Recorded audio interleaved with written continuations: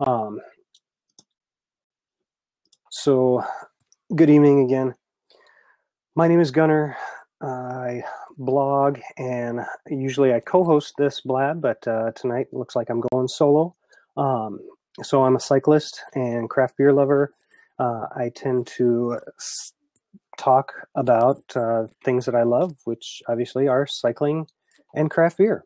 So tonight is Bike Chat 101. We'll be discussing possible bicycling topics.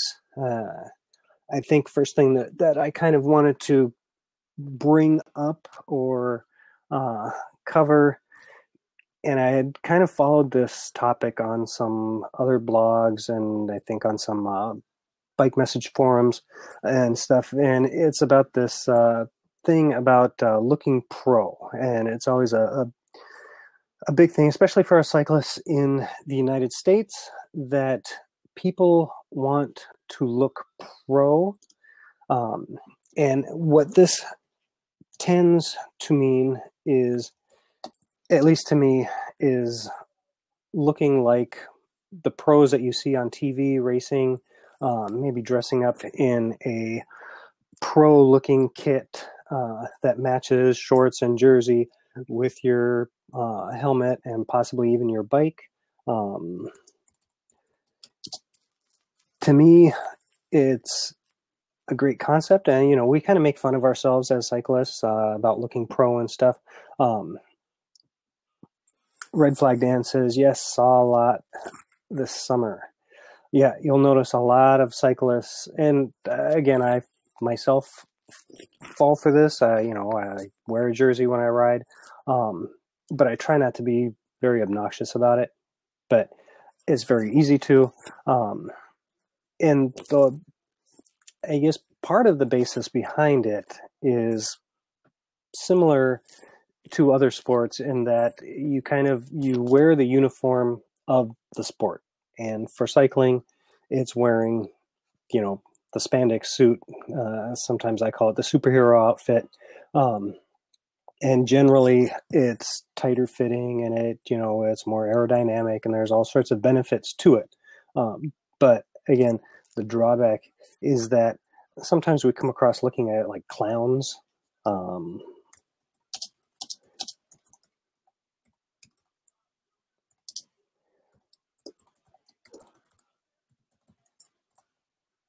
So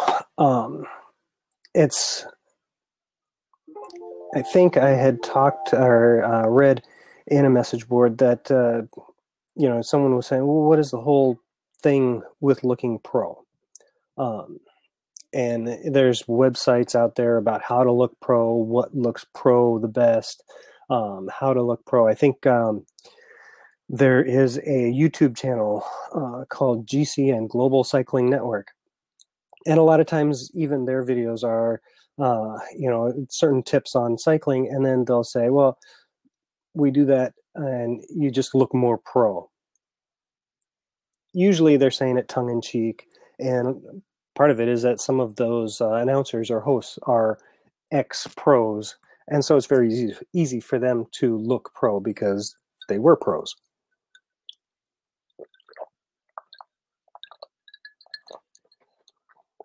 However, as maybe a recreational cyclist or just as a casual cyclist, one, you don't necessarily want to dress up like a Tour de France racer to go and ride your bike down, the bike trails through town. And also for bike commuters that are just riding to work, there's no sense in getting dressed up in a cycling kit and going down the street to work. It just doesn't make sense. But again, for the more sporty or competitive cyclists, it's part of the uniform. And so I see it from both sides of the coin there. There's a purpose and a usefulness for it, but at times it can come off as pretty elitist and uppity. And then that kind of brings me into this whole Strava deal. So, and I was kind of going to talk about Strava. And Strava is a great tool. It allows you to track your rides by using some sort of a GPS tracking device, either a bike computer. Garmin's probably the most popular. There's also an app on Android and iPhones, and I think on some other phones too, that allow you to track your rides and post it to Strava. And Strava is like a training diary, but almost on steroids, I guess, where not only do you have that data for yourself, but you can share that with friends that are also on Strava. Then they introduced this. It's both a great thing, and it's also kind of a not a great thing. And they are Strava segments. And what a segment is certain maybe routes or sections of road in, I mean, basically they're everywhere, that are designated as a segment. And what happens is that it puts you in competition with everybody else that rides over that particular, or runs, because Strava is also a running app. So if you're running, you can run past a running segment. If you're cycling, there's cycling segments. And it has a beginning and an end, and until you actually are on Strava, you don't necessarily know where these segments are, but usually they're hills, either climbs, sometimes they're descents if they can be safe, or they're flat sections, and sometimes they're loops, but usually they're short climbs, where, again, the purpose is to kind of be in this competition with other riders. Now, what's great about it is that it can give you motivation to improve on your fitness by trying to get a better time. Each time you hit that segment, you go and you give it your all, and hopefully you get better over time. The bad thing is that some people are way too serious about these Strava segments. And I mean, for some people, it's their whole goal is to go out and grab as many segments and try to be for cycling, it's called the KOM, King of the Mountain, for these segments. Or if you're a woman, it's a QOM, Queen of the Mountain. The issue that comes to mind, though, is that we're talking about places that are on open roads or on open multi-use bike trails. And some people take it so serious that they put either themselves in danger or put other people in danger. Red Flag Dan says Strava segments can really mess up your training run ride by getting caught up in it. Yes, exactly. So if you're going out for a training run or a training ride, and your goal was to do a steady state at a certain, if you're using heart rate as your metric, then maybe you're just going out for a tempo run and you want to stay in that heart rate zone. Then your competitive juices start kicking in, and you get to a segment, and all of a sudden you're pushing it as hard as you can to try to get a better time. Then you can hinder your own training by doing that. In addition to, especially for cyclists, if you're going out and trying to do a Strava segment, and let's say it's on a multi-use path, multi-use trail,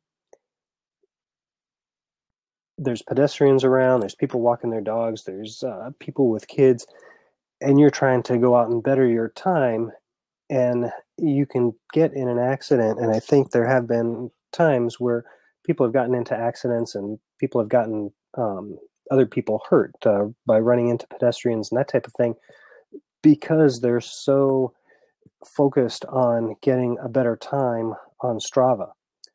The other issue that comes to mind, and Strava will usually not allow very many downhill segments, because it becomes dangerous, as people may be descending faster than what their abilities are and get themselves into a huge amount of trouble. I mean, if you're descending on a mountain or on a hill, and you're going faster than what you're used to, and you come around a corner, easily fall down, crash. It may not be a good thing. In addition to sometimes if you're traveling and you're not expecting cars on the road or things happening in an intersection and you're flying out of control, you don't have the reaction time to correct anything. Then, let's see here. So we talked about training, we talked about Strava. That leads me to my own thing, and this is completely personal. So recently I had a Garmin unit that pretty much died. So this is it. This is the dead one. Garmin Edge 705. It was a great unit, but it stopped acquiring satellites. I needed, for whatever reason, and this is my own mindset, is that I have to keep track of my rides. And I use Strava, and it's one of the things, but I also use some other software to analyze rides and keep track of pretty much any physical activity that I do, so running and cycling. But I had a backup Garmin unit to use, but I knew I just had to replace my main Garmin 705. So I think a week ago I took, so this is the new one, exact same model, Garmin Edge 705. And I did that because I just like to look at the data. I like to analyze the data. I like to stare at the data. I like to look at the charts. I like to see everything about it.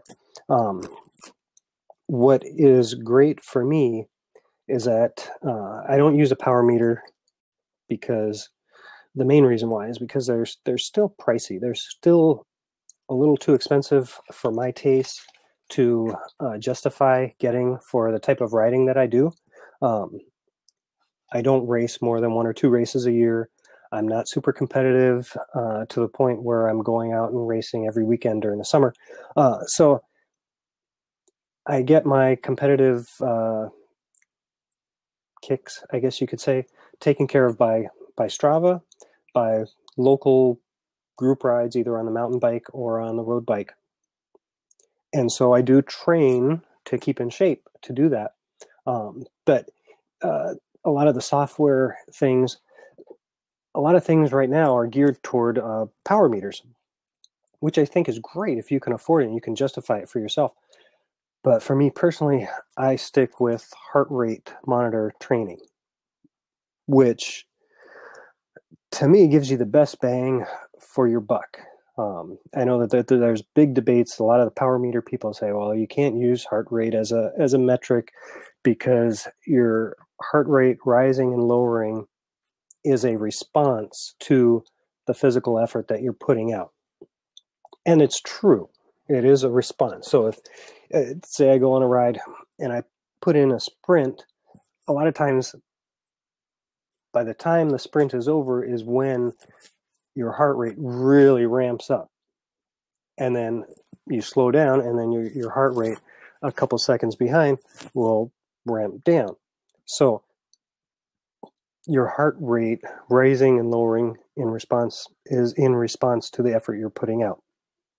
Whereas power, if you use a power meter, is an actual metric of the effort that you're putting out. So I get that. It's a different metric, and it's it's measuring, one is measuring response and one is measuring the actual power output. But that being said, even though there's that lag, I can't remember what they call it. I think it's heart rate, and there is heart rate drift, where the further into a ride, the higher your heart rate will be because of the previous effort in the same ride. But once you kind of know that and understand that, you can still use it as a very viable training method. And so what you do is you set up zones, your heart rate zones, or power meter zones if you're using power. And so what I do like to do is I like to look at that data afterwards and say, okay, my goal today was to go out for an hour and a half ride and spend an hour in heart rate zone 2 or heart rate zone 3, or whatever the zone that I wanted to be in. Or maybe I wanted to do intervals and 5 minutes in zone 4 10 times with 2-minute recovery between. And then I can go back and I can chart it out. I can see, okay, yes, I did that. Maybe the first couple I couldn't get up into the heart rate zone fast enough or whatever. I can look at that. The other thing is that you can look at, and for power meters, they call it training load.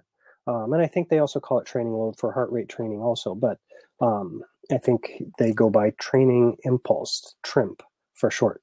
But for power meters, you look at, it's a chart that looks at the amount of work that you've put in for a ride, and it'll give you a number, intensity factor for that ride. For heart rate, you can get, it's called TRIMP or training impulse. And what you do is you take that score and you chart it. And what happens is that it goes up. And so over, let's say, a month, your training load obviously goes up. And so you can monitor that and you can kind of get an idea of what type of fitness level you're in by the amount of training load and or recovery that you have. And there's a couple of different metrics that go into it, and it can get a little complicated, but I kind of like those charts to look at. Setting up your heart rate zones is actually a fairly, I don't want to say simple thing to do, but it's not a complicated thing to do. Basically, you go out and you do a half an hour time trial, pretty much as hard as you can, not in a race, and then you take the last 20 minutes. Red Flag Dan is asking, do I use traditional heart rate zone or heart rate reserve? Okay, so the formula that I used to use heart rate reserve, which was you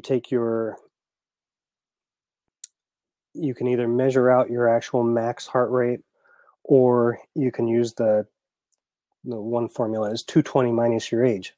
And that would be, so if you take 220, you subtract your age, that is generally speaking your max heart rate. It's not a very accurate max heart rate. And so when I did go by heart rate reserve, I would use an actual maximum heart rate that I had ever recorded as my max heart rate.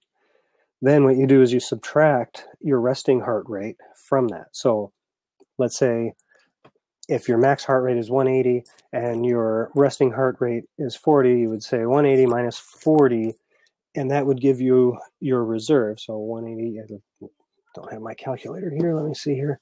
180 minus 40. So, well, that was pretty easy. I could have done that in my head. 140. So your reserve is 140. Then what you do is you figure out percentages. So 80%, 70%, 60%, 50.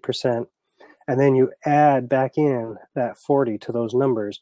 And those will give you your training zones.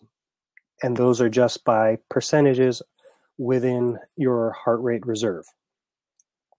It's a pretty good method, but what I do is, so I go by, for power meters, they call it the FTP, which is functional training power. And for heart rate, it's called LTHR, which is lactate threshold heart rate.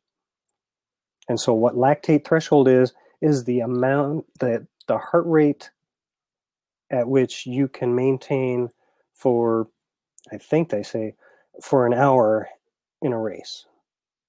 Now, how you measure that or how you get that is kind of strange, because you actually measure it over a half-hour time trial. So you can do it for both running and cycling, but say you go out for a half an hour as hard as you can, not in a race, because in a race you have endorphins and adrenaline that'll actually push it higher. But on a regular run, you figure, okay, I'm going to go out and I'm going to do it as hard as I can for half an hour. And if you have a heart rate monitor, so you monitor that for half an hour, then what you do is that you take the last 20 minutes and your average heart rate over that last 20 minutes will be your lactate threshold heart rate. Then from there, and there's a number of places online that you can find the calculator. Let me see if I can find one real fast. LTHR.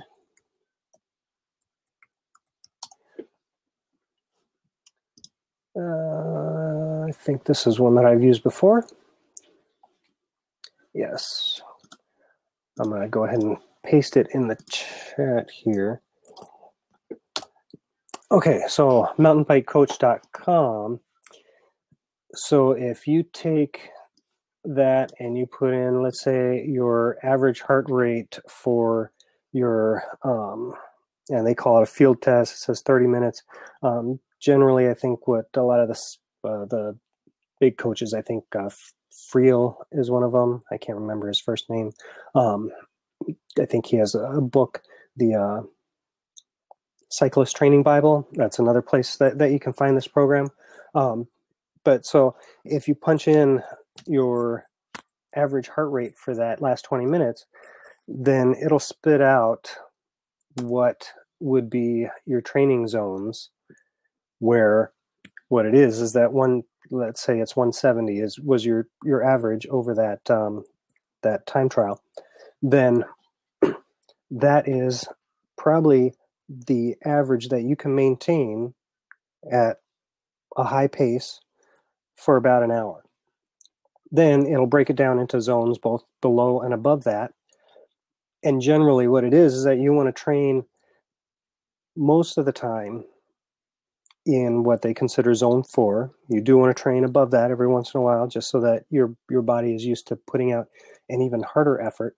And then for recovery, you want to train at a very low. So Jay Block joined in. Nice to see you on here.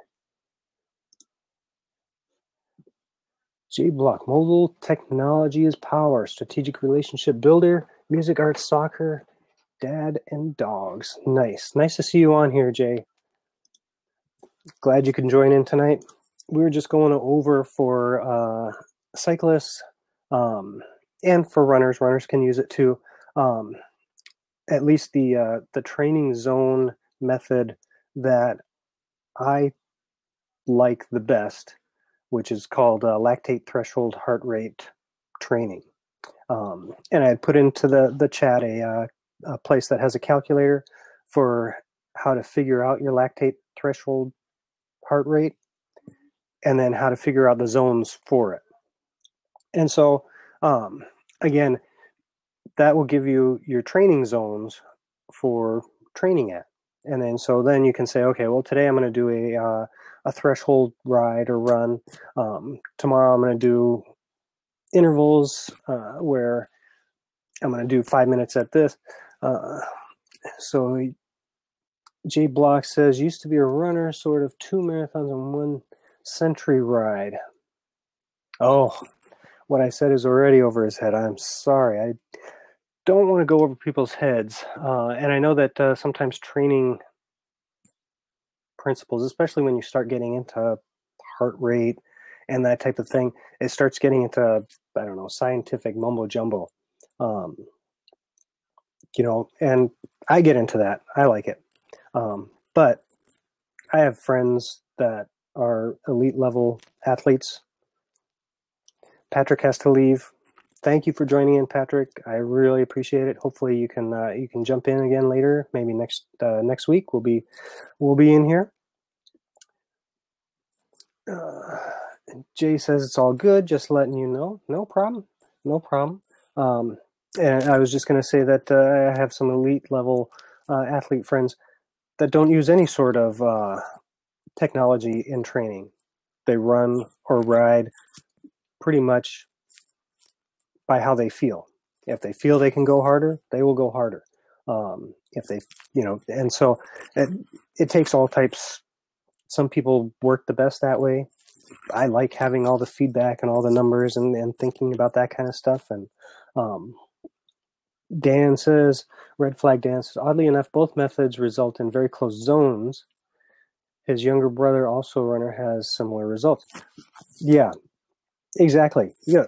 No, I noticed that too when I first started using it, is that, if you use heart rate reserve, and I can't remember what the percentages were that I can't remember the coach's name, but there was a coach that I used to read a lot of, and she used heart rate reserve and said, 80% or higher was for hard days, and then I think it was 50% or lower. I can't remember the exact number, so I'm just making up things. But certain numbers were for high. Jay says, heart rate training, I will say, helped me tremendously. I wasn't really worried about times, just feeling good. Great. No, yeah. Well, and that's the thing too, is that for some people, the technology like a heart rate monitor, when you get to know at what heart rate things start feeling, I don't know, terrible, then you kind of know where to, okay, well, you don't want to start off, well, let's say a marathon. You don't want to start a marathon and right away jump into a zone that you're going to feel terrible 10 minutes into it and not be able to complete it. And so you can pace yourself. You can use it as a tool to kind of keep track of how you're doing.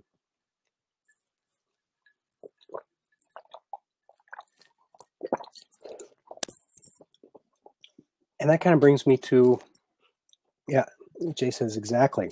Yeah. And that kind of brings me to, feedback for different people can be a good motivator. So like for me, I like to see that data exactly as I'm riding. And I like to look at all that crazy data afterwards of, okay, well, this was a recovery ride and I, was trying to keep in zone 2 and okay, I did that well. And then I plug it into the training load chart and see, okay, yep, I'm where I'm supposed to be, or where I thought I should be. And I can plan out, a training week or a block of training and say I'm on track or I'm not on track, and this is what I need to do, and it'll motivate me to do that. For other people, they don't need that type of motivation. They just need to go out and feel well. Jay says, this is very refreshing. Blab, great energy. I'm following you. Look forward to meeting here another time. Great. Jay, I do want to say that usually I have another co-host on here, and we kind of riff off of each other as far as topics and things. So I just kind of had some ideas that I wanted to talk about, and he unfortunately was not able to make it tonight for due to technical difficulties. I do have an open seat, so if you wanted to join in, feel free to jump into a seat. And same with you, Dan, or anybody else that's on. I see 3 in the thing, although it shows more. But so if anyone wants to jump in and actually discuss things, that's great, and I'm fine with if the topic takes a turn. That's great too. Again, so I was just talking about motivation. Jay says, I'm fine, no worries. Just need to jump and can't right now. Okay, that's fine. I'm not just putting that open seat out there for anyone if they did want to. I did want to speak a little bit about motivation. So occasionally, and I think everybody suffers from this, but occasionally I'll suffer from it where I'm just not motivated to ride or train. And it ends up being where, maybe a week will go by and I haven't been active. And it's hard because, being an athlete, whatever level athlete you are, sometimes finding that motivation to train can be very hard because you're either not at the level you want to be at, or you kind of get burnt out. I mean, maybe you go out for a hard block, and all of a sudden, you got work, you got family, you got friends, and you just gee, boy, that is a top worth highlighting for everyone. Motivation to train, work out. Yeah, that is something. And so I didn't have any necessarily tips on how to overcome, but I just wanted to put it out there that it is an issue. And I know that there's all sorts of coaches, and there's all sorts of books and motivation things, and different people have different ways of kind of overcoming that motivational block that keeps them from going out. And sometimes, to me too, you just need to take that break. Lack of motivation often is a sign of overtraining. Yes, Red Flag Dan just hit it on the head. Sometimes it is a sign of overtraining. And sometimes you may not even think you're overtraining, and sometimes even the numbers aren't telling you you're overtraining. But isn't that called procrastination? There is procrastination too. That sometimes is part of it. Or sometimes, looks like Jonah is on and he's coming in. Excellent. Hello, Jonah. Nice to see you on here. Oh my goodness, dude! It was like the blue screen of death. I'm like sitting here. I hit my space bar. I look up, and I was just about to fire the video off. I go, ay, ay, ay. The beauty of live streaming. So my apologies, ladies and gentlemen. It's good to be back, but no. So, Gunnar, thank you for carrying the torch. Do appreciate that. As I said, I'm sure I've gotten plenty of good introductions from my colleague there. Thank you so much, Jonah DiPasquale, with you, hailing from Rochester, New York. It's the other brother from another mother, right? Yeah. So, hey, great news. I know that I see just some of the chatter. It looks like J Block NYC's rapping. Is he jumped in yet? Did he He hasn't jumped into a seat, but that's quite okay. We were talking a little bit about training. I was talking about training heart rate zones, and then I did talk a little bit about Strava and maybe some of the benefits and drawbacks of Strava. Yeah. And then we were just talking about, I was just saying, at least for me, sometimes motivation can be hard. And I wasn't saying anything about, I didn't have any tips or anything about how to overcome it, but we were just kind of talking about, sometimes it's hard. Red Flag Dan said sometimes that lack of motivation can be a sign of overtraining, which I totally agree with. Yeah, and that's easy to get into. Yeah, oh, absolutely. Yeah. That's a great point. But yeah, no, those are some things that I struggle with myself, and in fact, I think you nailed it. I think the biggest takeaway for everyone and anyone, that whether you're watching this on replay or live, is that there's definitely something to be said about listening to your body. I feel like, and I know you probably can relate. Like, how many times did we take the I'm gonna throw my leg over the bike and see what happens anyway? I'm a little congested, or I got like lead legs from my workout the other day. I think that what do I know now, or what I've learned now in this run around the second time, is that it's probably not a bad thing to take time off, your bike or your workout. I guess I don't want to just pigeonhole everybody into it's cycling only. I think it's everything, but you definitely nailed a pretty good point, which is really what I like to say. And I don't know if you're familiar with this term. It's they call it periodization, and with periodization, essentially, it's like, think about like climbing up a really elongated escalator where the steps are just super super big and they're not very tight together. So each step is going to take a little bit of time before you subsequently start going up. And what I mean by that is that I never understood the difference between quality versus quantity, or time versus intensity, or both. And what I'm saying is that when you start to be able to at least track and equate your training into hours, I have found that's been a pretty beneficial way to sort of see how I'm doing. However, I do believe that, the old telltale adage of, how do you feel is really part of it. You had mentioned heart rate, and I want to talk to the folks out there about it. That's a great way to keep track of how you feel, and you'll be able to find out how you feel before you even really, get the day going, just by simply what your resting heart rate is. And, I'm sure if you folks that, you guys don't know the trick, I mean, obviously you can take your heart rate in the morning. It's a pretty good thing to do. And again, I guess just simply kind of finishing the statement is that, rest is a good thing. And I do believe that even if your scheduled day is a workout, I do believe that if you do take that day at rest, it'll give your body that time to recharge, and then you'll come back fresh. So really Right. good points about that. So yeah, that's an awesome topic. I mean, we could just go on and on about that. So that's awesome. Right. Well, and I think runners and cyclists tend to fall into the trap of overtraining a lot more than some other athletes, because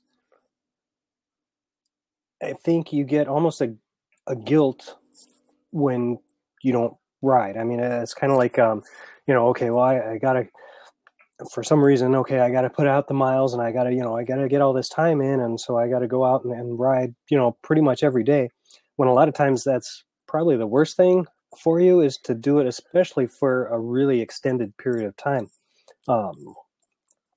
And then if you add in the weight of, I don't know, fatherhood, work, juggling all kinds of other stuff, and taking care of family, and whatever else you got going on, we're not pros, then that overtraining stress is actually compounded.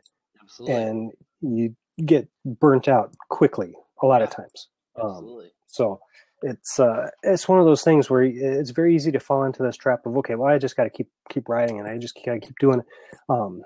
And you kind of do yourself more harm, both mentally and physically, because sometimes it's not a physical overtraining thing. Sometimes it's just mental. So Red Flag Dan says, when I was a competitive runner, I had to run 105 miles every week. Wow. Jeez. That to me sounds insane, because there's weeks even in season that I don't get 105 miles in on the bike a week. I mean, even then, that's can be quite a bit. So holy cow. Well, hats off to you, Dan, because that's a huge amount of miles. But I understand the mentality too, because and there's still some old school coaches out there that will tell athletes, okay, you have to have 1,000 miles under your belt before March, otherwise your season is shot. Wow. And to me, that seems insane, because agreed. But there's people that subscribe to that thought. Yeah, I mean, it's definitely one of those innately conditioned things. So, hey, Jeremy, thanks for joining in. But at any rate, I think the other thing too, which I found to be helpful with training motivation, is I used to take my calendar, and I'd actually I'd draw like a smiley face depending on how I felt. Someday it'd be like a smiley face with kind of like a wiggly line, and then of course there would be days when I was just like frown, upside down frown. Then there'd be, and I mean it's.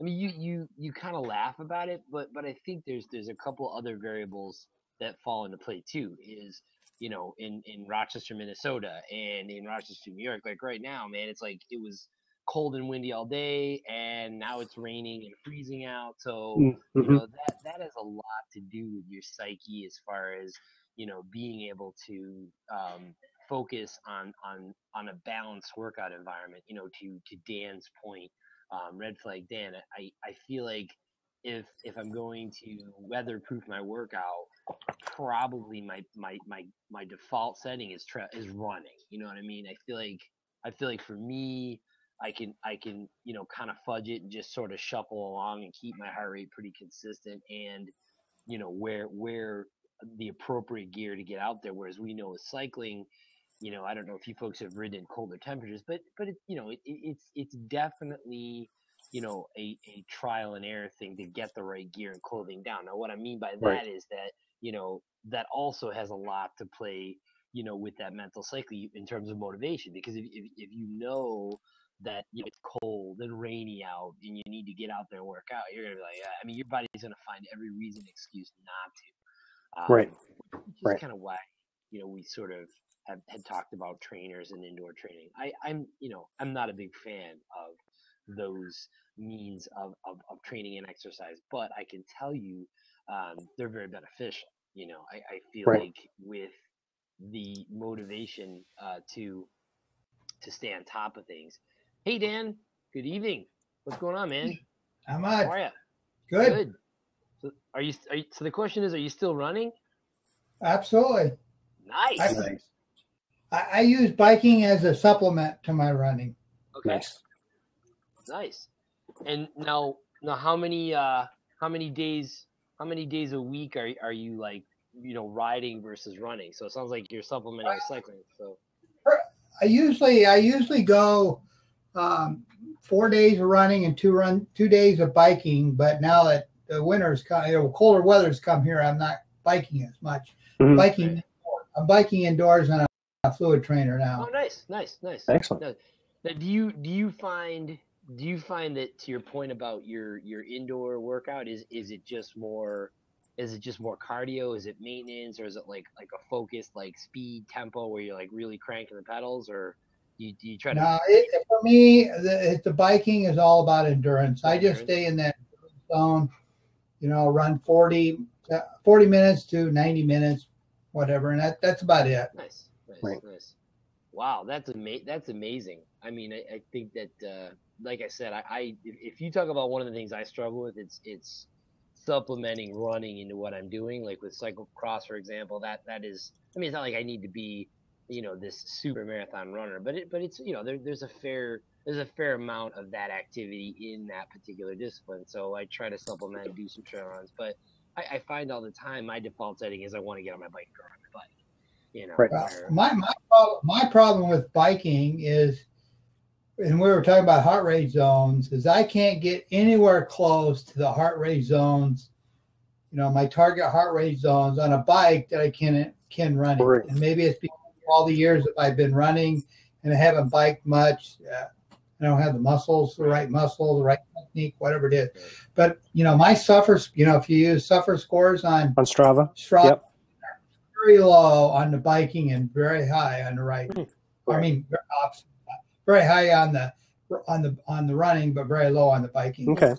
Well, no, I think I do, and, you know, I don't know how Strava calculates like their suffer score and stuff, but I think it may be off, and especially if you are stronger in one discipline than another, because I know that when I run, and I don't run very often, but I do run a little bit more in the winter because it's easier to stay warm when you're running than it is riding. So so sometimes instead of going out for a ride or riding in my basement in the winter, I'll go out for a run. But I noticed that I think I'm the same way, where my heart rate will actually be higher when I'm running, as opposed to the same, I guess, level. What do you call it? Your perception of your output, physical output. I can't think of the term right now. Right. And so for that level, my heart rate is higher for running. And so, you know, for some people too, they use different training zones for running versus cycling. I haven't set that up for myself yet because I haven't tracked enough runs or done it. The Garmin actually let you put different zones for cycling and running if you have a Garmin device. Right. That's true. And there must be some reason for that. I don't really know. Right. Well, I think go Well, I was going to say, I think it's fairly common for people to have different heart rate zones for different disciplines, running versus cycling versus even swimming. I know that they have some swimming monitors now too. Yes, they do.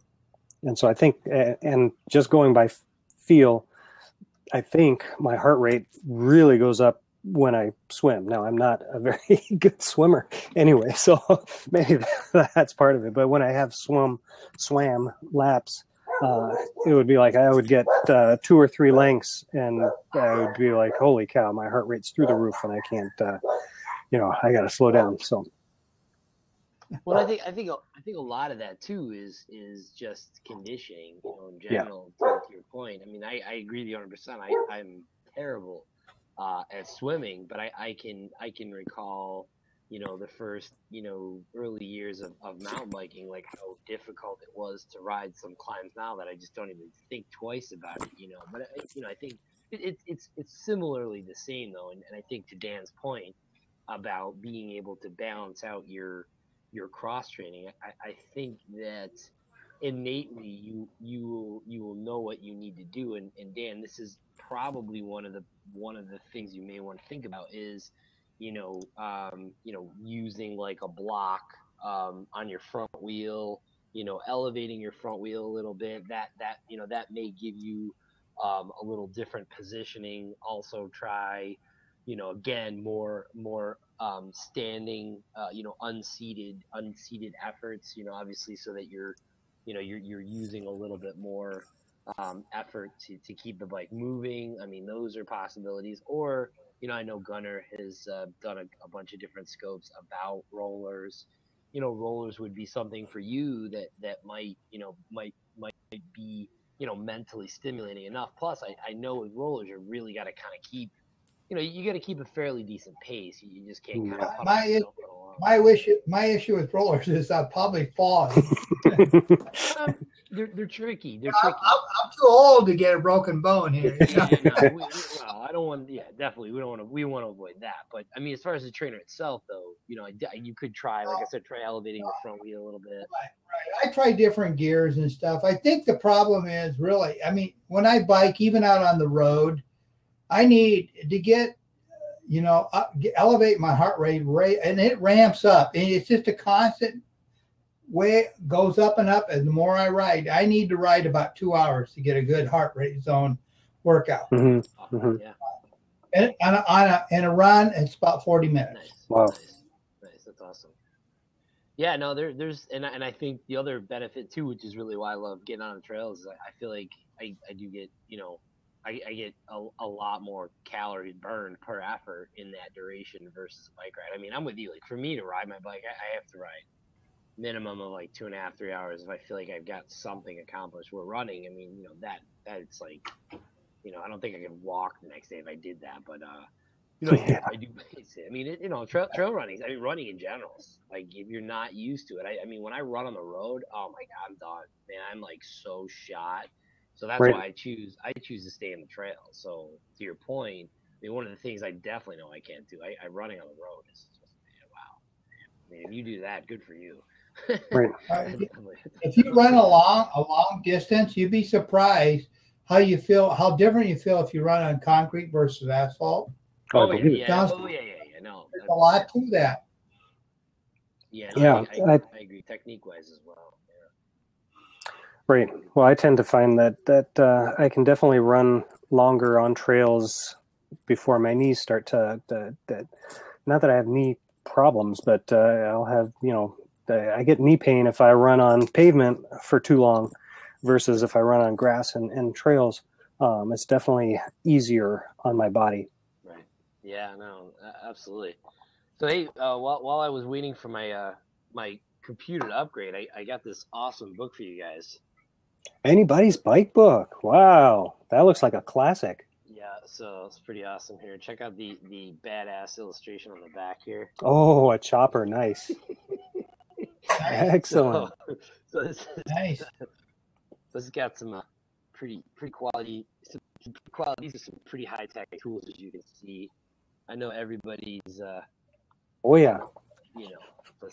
Cable cutters. Yeah. and a spanner wrench. Yeah. No, that's interesting. There's a lot of things about biking that I have no idea about. And I went in and I bought a bike, and I don't want to knock the place that I bought it from or anything. They told me nothing about a bike. Mm-hmm. Not like you go and buy a car, you get a manual and it tells you when to change the oil and all the things you do. Right. But I've gone through a lot of things. Like first time I had my bike for about a year, and then the next time I went out to ride it in the spring, it was like, man, these tires are really low. Oh. So I come back to my house and I'm going to air them up. I fire up I start up my compressor, and I take off the valve stem and the valve cover. And what the hell is this? It's a presto valve. I didn't know what a presto valve was. Yeah. It's like, I didn't even have any way to air up my tire. Right. Oh yeah, that's one of those things. It's and now I've got a pump that does that. And I didn't even know what. I'm looking all over on the tire like you do on a car tire. What pressure PSI are you supposed to have the dang thing at? There's nothing on there. Right. Google that, figure that. It tells you how much you weigh and all that stuff. But yeah. You get a bike and you don't know all these things that you really ought to know. Right. Well, yeah, they just kind of give you a bike and say, okay, here you go and have at it. I think we had kind of talked about that a little bit on one of our first blabs. Jonah was kind of, I guess, customer service or how the bike industry kind of in some ways fails clients. And I think, Dan, that's exactly one of the ways is that you just sell someone a bike and you kind of assume as the retailer that that person is going to know how to take care of or how to maintain their bike or even how to ride it necessarily.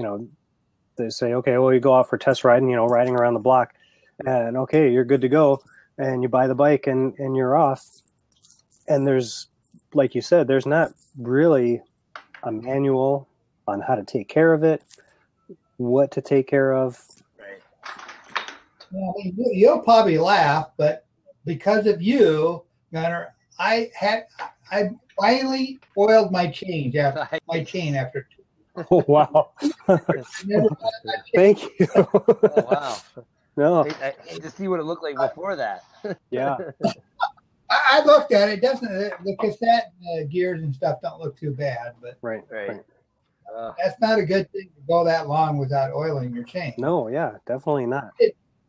I didn't know. Right. Well, exactly. So that's another point that there's no maintenance. I mean, maybe I don't know. Some bikes do come with a manual, although not always, and it depends on the shop too, or even not even the shop. It could just be the salesperson that sold it forgot to give out the manual. But even if it did come with a manual, like an owner's manual, sometimes those are so generically printed up that it's almost worthless, that it's not giving you specific information about your bike. It's just saying, ride a bike safely and wear a helmet or whatever. So I think it would be nice if, I think biking is a great sport, a great activity. I just think it would be a lot helpful if at the grassroots level where you buy the bike, they would offer some sort of, biking 101 class or, a 1 or 2 hour, here's how you do things on your bike, what you should have when you're riding, how to maintain it, how to put air in your tires, for instance, right. That kind of stuff. Yeah, no, that's a great point. I think that Gunnar had mentioned that. We definitely talked about this the last blab or two. Is the shop that you choose to do business with. I mean, you're courting a partner. I mean, it's a partnership. I mean, you want somebody that has your back as a business, and they're your friends and they're going to take care of you. I mean, I think you're you're spot on with the things that you're mentioning, and I will tell you, without a doubt that there's many shops that if you walked in with a punch list of those housekeeping items, they'd miss quite a few of them, and they'll deny it. They'll deny it all day long. I mean, you are 100% right in that you scratch your head and you're like, well, why didn't they tell me, what to do if I had, two different stems on my bike? Well, you'd think that hindsight is that salesperson is going to say, hey, by the way, you have this kind of adapter, or you have this kind of tire or stem on your wheel. If you go to a gas station, like I used to do that all the time. Like I would lay out everything that the customer would need, Right. and I wouldn't, I wouldn't sell them on it. I would tell them, look, you need the seat bag because you need a tube because they're not going to sit there and say, no, I don't want that. But no, I think you're 100% right though too, Dan, about just like, okay, Mr. Customer, I used to deflate the tires, and I used to have the customer, Right. try to pump the tire off. I mean, they Mhm, look at me like I'm crazy, and I'd be like, well, you're in the bike shop, so obviously there's no major issues there. I said, but let's say you're going on one of your your favorite neighborhood rides and you get a flat tire and you actually need to put air in the tire. What do you do? So we Right. would do things like that. But I think to your point about the classes and things like that, there are a number of better shops that offer those things. But I think to your point, that's again another one of those, well, not minor things, but that's just one of those things that I think many consumers just don't know. Yeah, Right. that brings up another point. I didn't for a long time carry a pump on my bike. Right. Mm-hmm. And it was very funny because one day I was out riding and I was about 3 or 4 miles out of town, and a guy stopped me and he said, "You have a pump?" And I said, "No." And, his tires were low. And I thought, I got to think, man, maybe I should have a pump, carry a pump. So I bought a pump. Then I thought, well, what if I have a fly? And then I saw Gunner, you had that wreck that one time. And I thought, well, what if that happens to me? How am I going to fix my tire? So I bought a tube. Okay. I don't know if I have all the things I should be carrying with me when I'm out riding. Because, like a lot of us, we go out and we're 10, 15, 20 miles from home. Right. We're out in nowhere land. You got a cell phone, you call your wife, tell her to come get you or something. But right. If you need to repair your bike, if you don't have the tools and you don't have the knowledge how to fix it, you're just kind of on your own. Exactly. Yeah. No. Yeah. Yeah. No. Well, and to that on that topic, so if you have a spare inner tube and a pump, at least you're covered in that regards. But I also recommend a multi-tool that has like a number of different Allen wrenches on there, and usually they fold up kind of like a pocket knife where it folds up, and a little seat bag, and maybe a couple of tire levers to be able to pry the tire off. And that would probably be a minimum of what I would say. Okay. Put those in a little bag, put it under your seat, and that should cover most things that happen. I mean, obviously, there's always something. So my question is, why doesn't, when you go to a bicycle shop, why do they offer that as an option to buy? Right. Well, I completely agree that and I think,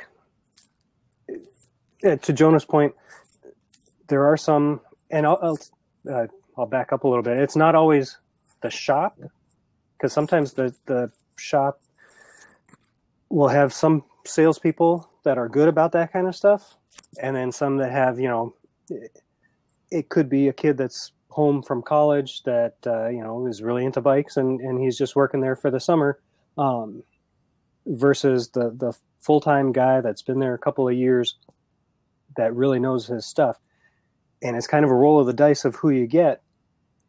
The guy that's been there for quite a while will usually tend to bring things up, and not necessarily like do a pressure sales and, okay, yeah, you got to get this and got to get that, like what Jonah was saying. It's just bringing it up and saying, okay, you just bought this bike, you're going to need to at least take care of it a little bit. And if you're out riding, you may want to think about getting a seat bag, a spare inner tube, some tire levers, and a multi-tool, so that when you're out riding, you can take care of something that happens.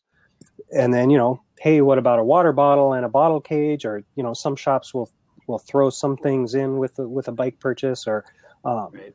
But it's kind of like Jonah was saying, it's kind of building that relationship. And unfortunately, sometimes I call them short timers or part timers, the ones that are there just for the summer, or maybe their high school help, they don't know about all that kind of stuff. And sometimes, maybe they get trained in on it, maybe they don't, and they don't bring that kind of stuff up.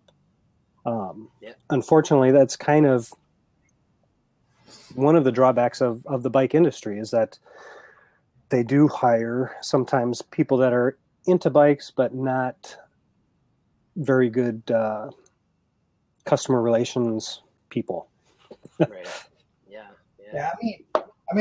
For me, like this, I come to this Blab because I'm an amateur biker. I'm a new biker, whatever you want to say. I have a lot to learn. I don't how to, I didn't know how to pump up tires. I don't know about emergency kits. Another thing is, nobody ever told me about biking shoes and clipless, shoes and all that stuff. There's so much to learn, and you don't know where to go to learn this stuff. To find out this information. I mean, myself being, information technology guy, I went to the internet and found, did all this research to find different things about biking, how what I needed, and I just bought stuff over the internet, basically. Right. Yeah. Which it's funny that you say that. It's a little bit of a paradox and a double standard in itself, and that you're doing that out of frustration because you're not able to access that information, right?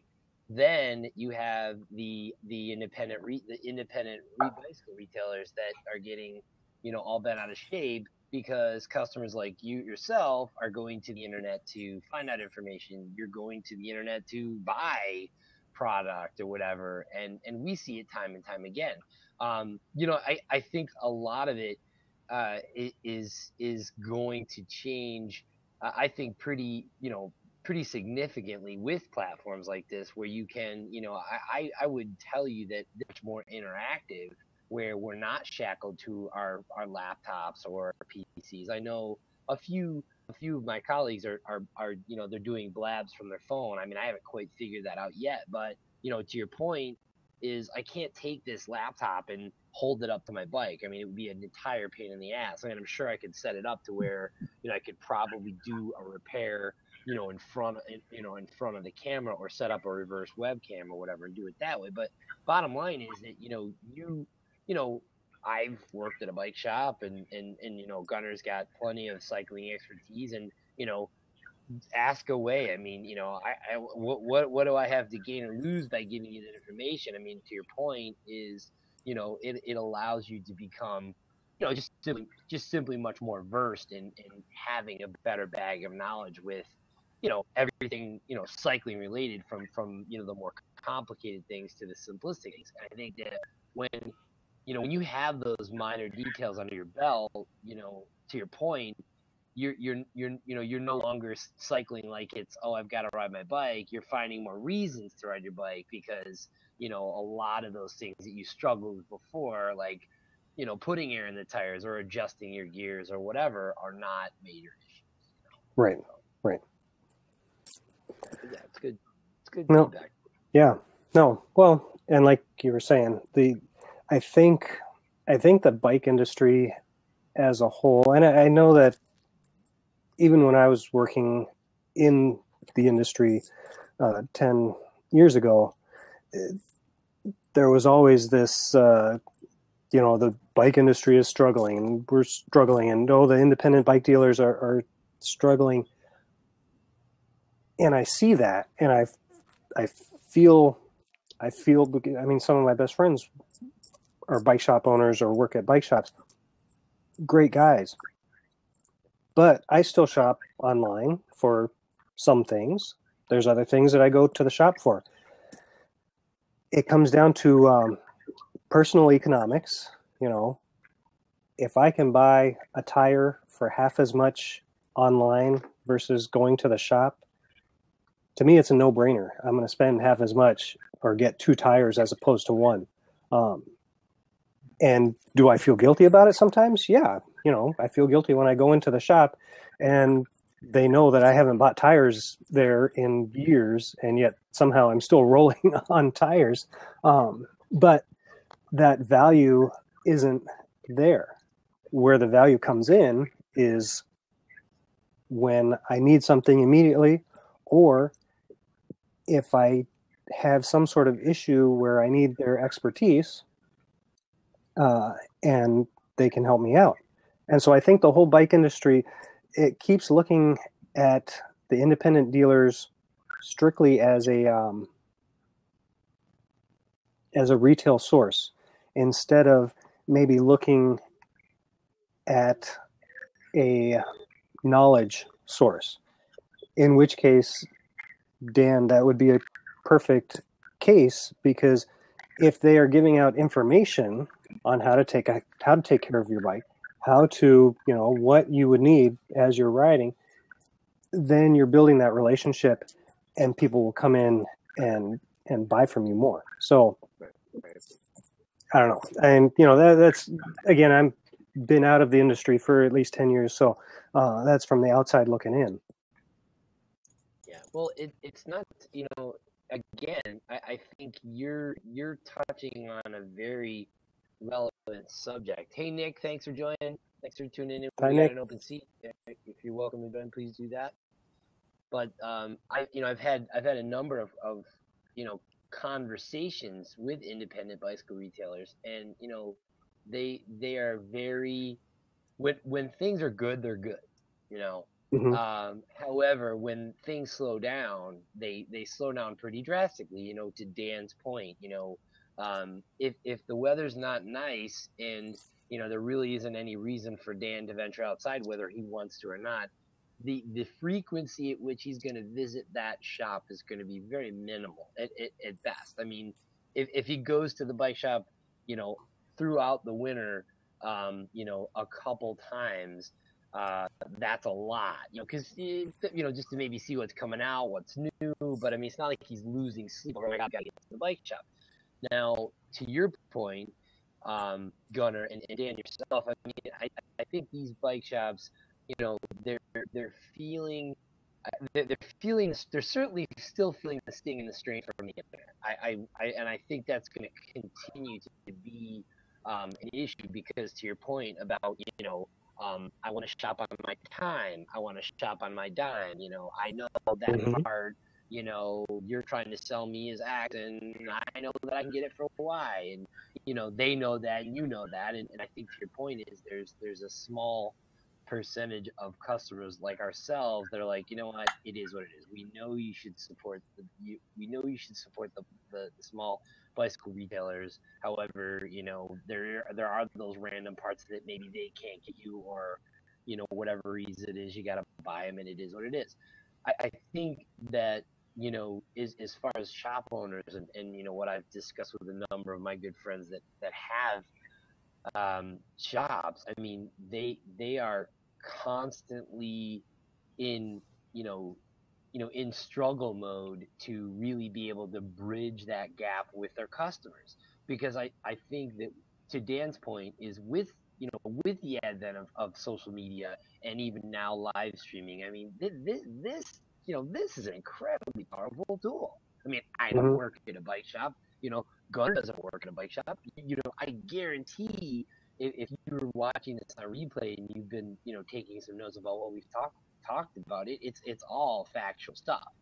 You know what I mean? I mean, we're not going to go on the record, giving misleading information, and especially when it's something that we all love and we're all passionate about. But I think, getting back to my point about what is that missing link with the bike shop, and how they're able to kind of create that culture. I ran a snowboard shop, Dan. I don't know if you know this, but a number of years ago, I ran a snowboard shop, and back in the day, the cheesy cliche is, oh, okay, well, we'll get the couch and we'll get a big TV and we'll put an Xbox in there and we'll have Mountain Dew and Red Bull in the corner and stickers and I mean, I hate to say it, victim of circumstance or cheesy marketing ploy, but yeah, it worked. I mean, why did it work? I mean, because it was it was a collector where you got the kids getting out of school and running up the street to the snowboard shop to hang out and play Sean White on Xbox. Who cares? I see a lot of these training widgets. I don't know if you've seen these, Dan, but like CompuTrainer and this and that, and you can ride segments of the Roubaix or the Tour de France or whatever. But I mean, it's like simulated training. There's even some of them now that are actually online and they're live and you can race, which I think is a fantastic idea.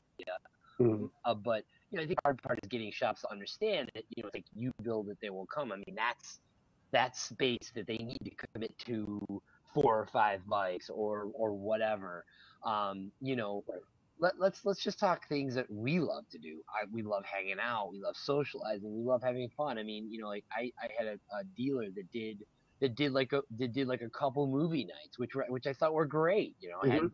Had some snacks and hors d'oeuvres, and did like the cheesy sheet over the over the wall, and grabbed a couple maybe like one classic and one current video, and we watched videos. I mean, I think the more you can get together as a tribe or as a collective and share the experience of cycling, that home base or that hub becomes I guess a second home, but you really feel like it is family. You really feel like those people have your back, and you can always stop into the bike shop whether you want to buy something or not. And I think, again, Dan, for yourself, I think you're at that point in your life where you're like, yeah, I'm not just gonna like roll into the bike shop to hang out, but I do believe if there are things that you need as a customer, I mean, you don't want to necessarily feel like oh, this guy, here he comes again, whatever. You know what I mean? I think it's I don't know. I think a lot of shops struggle with all of the above in terms of what I just said.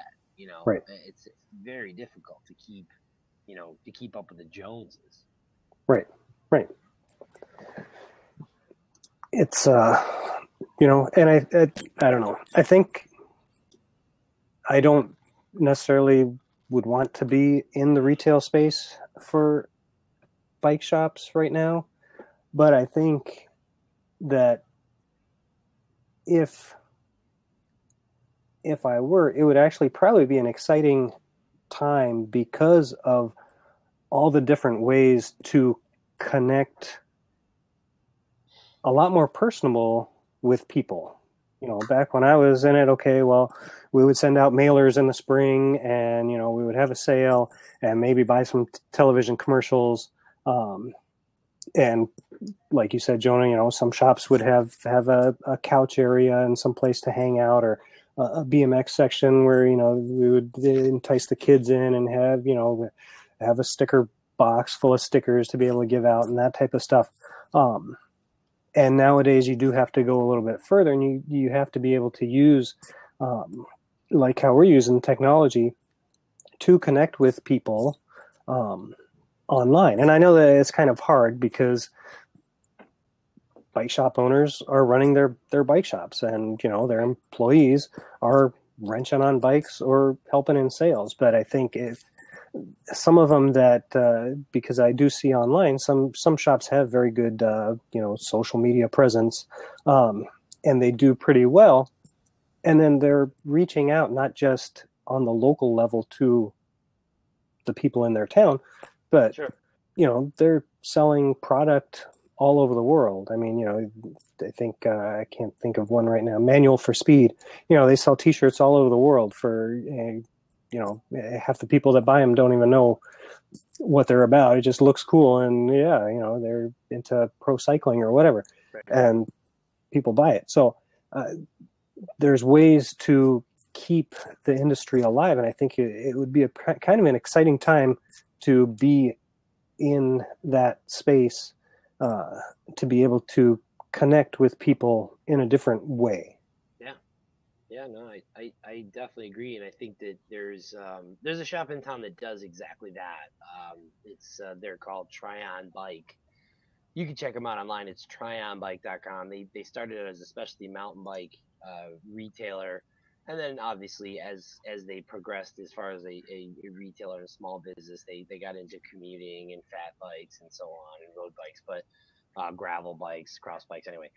um, they they have a very substantial online presence, Hmm. so I think to your point, they were almost, I guess, fighting the good fight. I mean, if you think about it, it's like, well, you're gonna buy online, okay, buy from us. And I think they did a pretty good job because I think they kind of separated the two so that it wasn't Hmm. necessarily like they were buying from tryonbike.com. I think they actually have, if I haven't purchased anything from them online, but my understanding is they have like a separate, online store. And I, Right. I I think that makes sense. I mean, to me, um, I believe that, if you're a business and you're not exercising e-commerce, you're just leaving money on the table, because I guarantee you that, when you and I are sleeping or we're ramping down for the evening, it's still, 3:30, 4:30 in California or Right. wherever, you know what I mean? And to your point about people looking for parts, they don't, if they search, you know, DI2 rear derailleur and a shop in Rochester, Minnesota has it, dude. If they want it, they don't care. They're gonna buy it. Right. Right. And I think a lot of companies are getting wiser with free shipping, which is another one of those, old hat mentalities. I still see some retailers dealing with, like, oh, well, we'll special order it for you, but you got to pay shipping. I'm thinking to myself, what? Are you kidding me? You can go Right. online from any retail, buy anything, and it's free shipping, which makes no sense that you go Right. into a brick and mortar trying to patronize a brick and mortar and they're charging you for shipping. It's like, come on, man, Right. really? Right. Well, now here's something too, though, is that a lot of times the independent bike dealers are kind of, I guess the best way to say it is that they're kind of held down by the distributors and their suppliers. That I think QBP still has, where you can't sell stuff online, if I remember correctly. That, if you're a QBP dealer, like, I Right. mean, probably 90% of the bike shops out there are, you can sell online, but they have like certain stipulations of what you can and can't sell online. And same with like being a Trek dealer or being Yep. Yep. especially on the bike end, Oh yeah. you know, Yep. Trek says, hey, you can't sell bike. You can only sell the bikes in store, Right. which is great on some level. But if you live in a town that doesn't have a Trek dealer, Right. and you want to buy a Trek bike, I'm screwed. yeah, you're screwed. You have to either travel hundreds of miles to the nearest dealer, or you're out of luck. And Right. I get why they do that, but then I also kind of don't understand why they don't allow at least some sort of leeway of, hey, this customer lives 120 miles away. He wants a bike. Why can't I sell it to him? I can set it all up, put it back in the box, send it off, because there's online retailers that are doing that Right. already. But Yeah. because we want to sell Trek, we can't do that. So, in that regard, some of the dealers are kind of, their hands are tied. Right.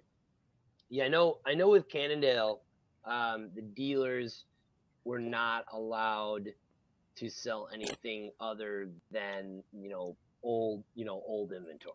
If it was, anything 2015, no, anything 2016, definitely not.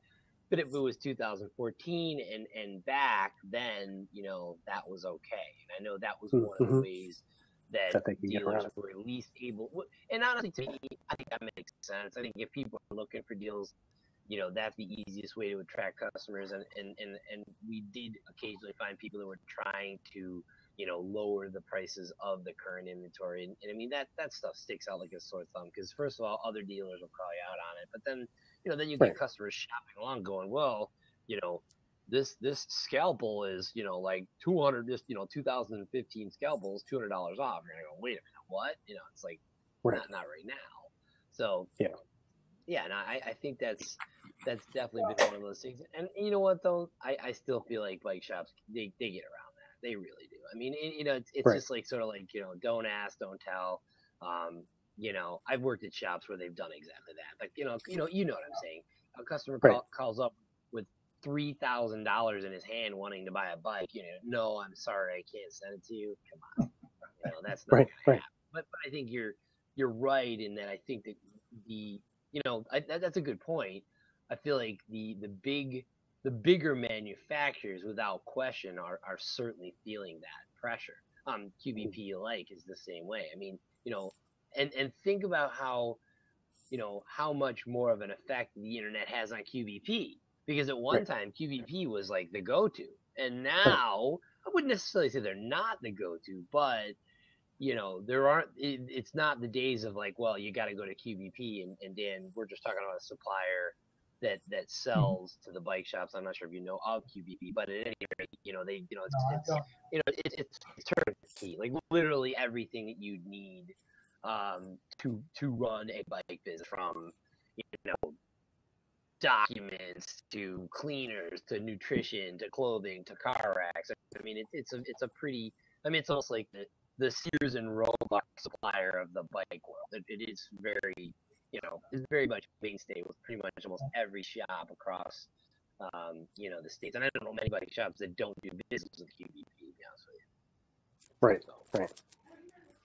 Well, I'm not opposed to buying something locally, but for me, I'm retired. I'm on a fixed income, so if I can find stuff cheaper online, I'm going to buy it. But if I go to a shop, if I feel I'm getting added value by going to a shop, in other words, I go there and I talk to these guys and they give me information about biking, and we kind of have a rapport going on there, then I'll pay another 10% for a part or whatever, buying it locally. But if I go there and the guy goes, here it is, blah blah blah, and see you later, I'll go buy it online. Right. Yep. Yeah. I think a lot of people are that way. Okay, guys, I'm gonna have to actually head out. But you guys are definitely welcome to keep the conversation going after I'm gone. I thank you guys again. This has been Bike Chat 101. My name is Gunnar. We'll be back here again next week. I don't think we have anything specifically set up as far as topics or plan interviews or anything like that, but we'll see if we can get something together. Thank you, Jonah. Thank you, Dan, for stopping in. Thank you, Gunnar. Any of the replayers, thank you for stopping in. And I will be... All right. Yeah, so like I said, I think you're right about the point of your overall impressions of the shop, and unfortunately Gunnar peeled off before I was going to say this. I mean, I think that's a big challenge that the bicycle retailers have with the seasonal employees, trying to give them the best experience possible, and it's hard.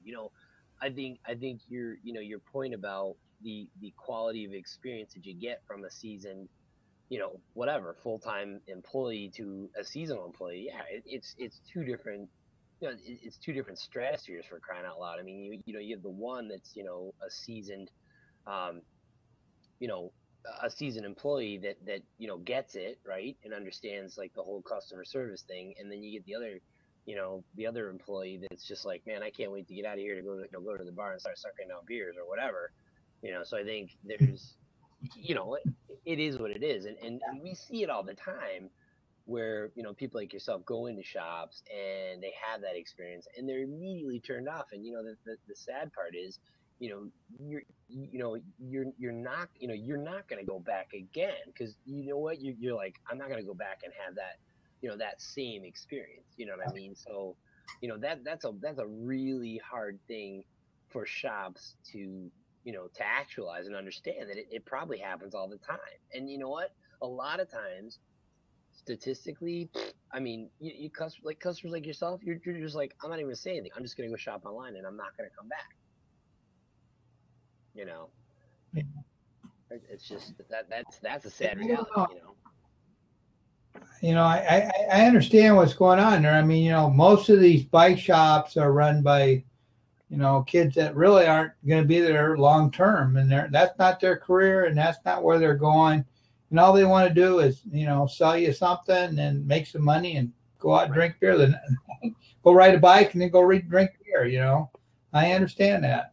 Yeah. So, but I mean, I think that the good thing though too is with the advent obviously of the tools at your fingertips with the internet. I mean, you do have a fair amount of time to go out and at least poke around and research the information you're looking for, because I would say without question that's probably the number one thing that customers do now these days is at least poke around online to get at least a baseline, like shopping for appliances, or hunting supplies, or car tires, or whatever. I mean, minor minor to major purchases. I still feel people are now heavily weighing that third party testimonial as far as what people say.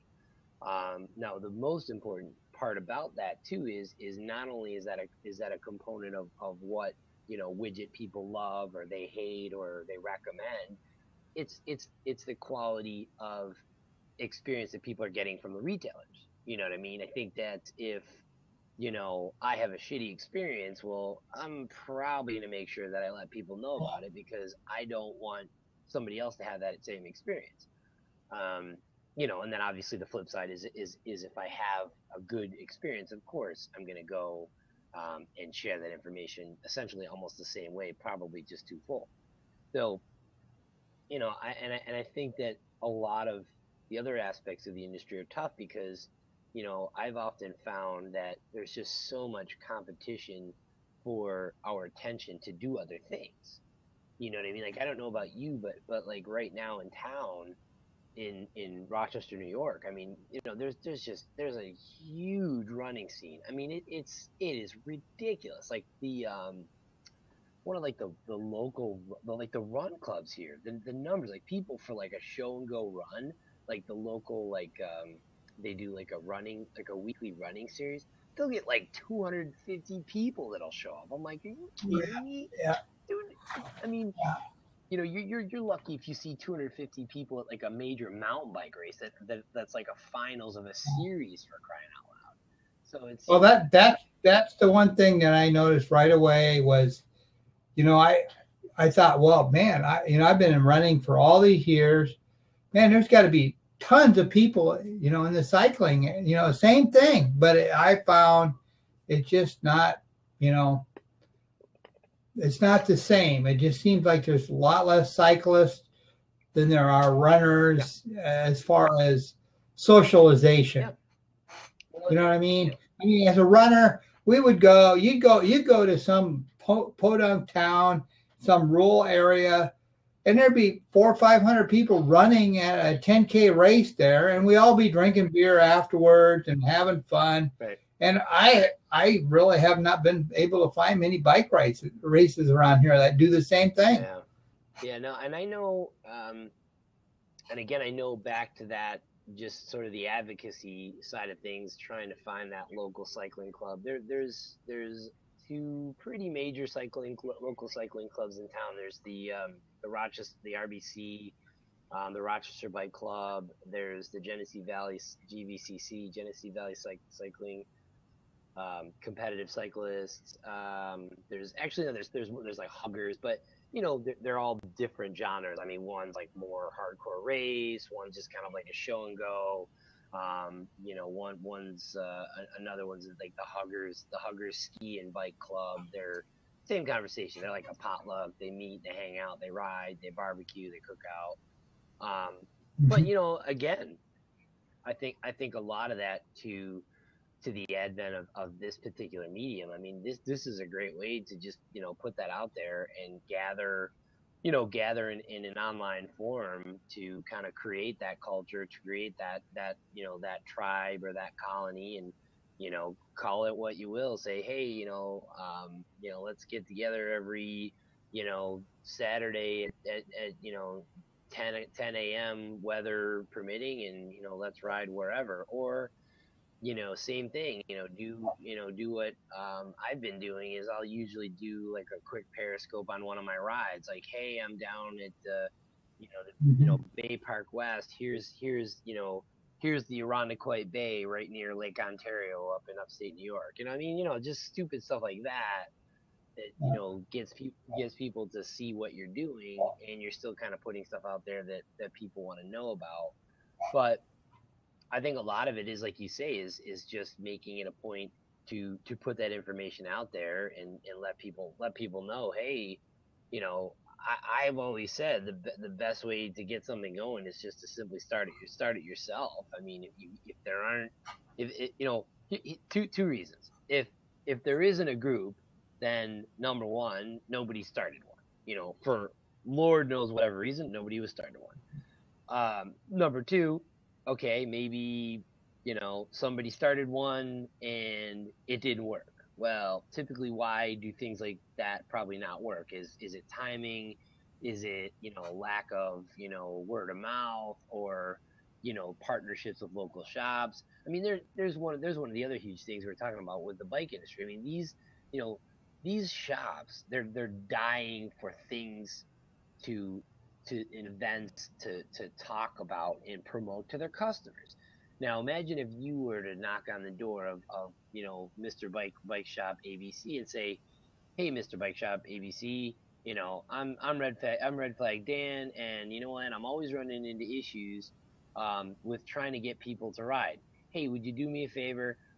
If I can, if I can get you a group of, let's say 25, whatever, say 15 to 20 people, would you mind springing for coffee and donuts? And I could advertise, hey, meet me on the Saturday morning, easy pedal ride at ABC Bike Shop for coffee and bagels, or, coffee and donuts, and we'll ride. I mean, then, like, all of a sudden they look at it and they go, oh, well, this is kind of cool. Like, here's somebody who's, on their own dime trying to help me out and bring customers to my doorstep. I mean, even if it's just to be able to advertise that they have a ride, leaving the shop at 10 o'clock on a Saturday. I mean, it's a good thing for everybody,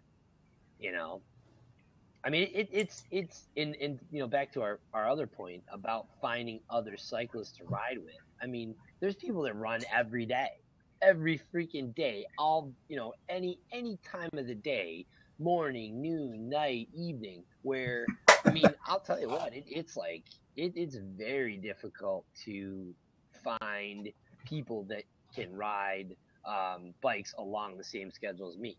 You know what I mean? It's crazy. Yeah. I mean, I'll make an observation. This is just locally, and I don't know. Maybe I just don't know enough people. But as a runner, I mean, I've been running since the 70s, and one thing I always liked about running is it didn't matter if you were an an elite runner, or you were just at the back of the pack type runner. Everybody got along, and everybody liked each other, and we all talked. And I used to run. I lived in Des Moines, Iowa.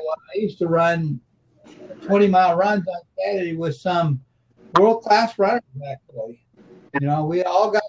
Some of those guys could run, 5 or 6 miles a minute, and other guys, 10 minutes, and we all just rented a pack and held out for each other. But here, it seems like the people that are running are really friendly to each other. You see them, they'll say hi and everything. But some of these guys, and we were talking about it earlier, are the guys that, they think they're they dress up like they wear clothes like they're in the Tour de France, and they got the nice bikes and everything, and they pass by and they right up alongside you, kind of look at your bike and smirk. It just seems like cyclists seem like the guys that think they're elite are like, they just think they're just so much better than everybody else. Right. Yeah. I don't know if you got that Yeah. that feeling there, or if that's just something here. Well, I mean, I think you're definitely right about the lack of, kind of that cultural, there's definitely like a cultural misfit vibe where, usually most people that run, they're just like, hey, great, we all run, let's run. You run faster than me, so what? I run faster than you, so what? Where, you know, there are those pockets of individuals in the cycling world where, you do kind of get that, oh, you're not wearing the right bike shorts, or oh, you're not riding the most current style bike, or yeah, no, I agree with that. But, I think that, the good news is, I feel though those individuals are out there, they do represent a very small percentage of the community. And you know what? I think my whole thing is, for those people that are going to act like that in the first place, I don't know, man. I don't have any patience for those people at all. Like, I've been on rides like that. I've met people like that at shops or wherever, at races or events, and whatever. Like you said, I think that goes back to your point about, it's the company that you choose to surround yourself with. I mean, all you have to do is either meet the person and go for a ride with them once. I mean, you're gonna know whether you can deal with them or not. So I think, like anything, it's just, with cycling, the good thing I say about cycling is the beauty is, if you want to ride away from somebody, you can ride away from them and ignore them. you know. Yeah. Hey Tommy, what's going on, man? How are you? Good, man. Just got back to the weekly homestead. I was up in the Poconos most of the day. Did you go to Mount Airy Lodge? I did. Beautiful Mount Airy Lodge in the Poconos. Nice. Dude, totally thinking about moving. Totally thinking about it. You should. Just got to convince my wife to do it. Have you know the mountain there, Big Boulder? The little ski. Yeah. Is that close to Mount Pocono? Like Big Boulder down there. It's a ski area with, like, the entire trail. It's like maybe, at any given time, it's probably like 18 feet off the ground or something like that. Very small vertical place. I haven't been there in a while, but it's Have you ever heard? Yeah, Camelback. Have you ever heard of Camelback? Yeah, I was there today too. Yeah, Camelback's a nice place. They got a pretty good park. So, yeah, it seemed cool. I was talking to a few guys. One guy that lives close to the mountain is like a local, and we got to talking for about, I don't know, a couple hours just about their park and the park. He's an old school snowboarder. I know we're not on snowboarding, but he's old school, and he's a big runner too. That's all he does during the summer is run. He snowboards all winter. Now, Tommy, this guy's probably in the 70s, mid 70s. Tommy, do you run? What's that? I said, do you run? I don't run. No, I'm not. No. Never, ever have I been a runner. No. From the cops when I was a kid, but that's about it. All right, well, we'll give it to you. I guess that does, I guess that does calculate as some kind of physical fitness, not by choice, maybe. Not by choice. No. Dude, what up? I'm riding my bike and the gym. I hit the gym every other day. Yeah. Hey, 3 times a week, 4 times a week. Hey, you're on audio again. I don't know if you know that. Oh, you know what? I'll go get my headphones. I don't have my headphones. No, I know, but your camera's not working. Like I said, just right now you're only on audio. There you go. Oh, you can't see me? Yeah, I got you now. You're good. Yeah. So. But I've been going to the gym 3 or 4 times a week and riding my bike every day. So we were one of the things we can kind of circle back to when I had joined in earlier was Dan and Gunner were talking about training motivation and how like with what you have with work and what you have going on, like what are you doing to try to stay motivated? Again, I wouldn't necessarily say to quote unquote train, but just to kind of work out and stay fit on a regular basis. Right. Well, once I'm on the road, I usually use the gym in the hotels I'm at. Right. And whether it's cardio or I don't know, free weights, I'm a big free weight lifter. Weights. So, yeah. Gotcha. So usually I try to some type of Nautilus, whatever they have. Usually, I mean, I have a Planet Fitness membership, so if there's one close, I'll jump. Right. I'll ride over the hotel or something from the hotel.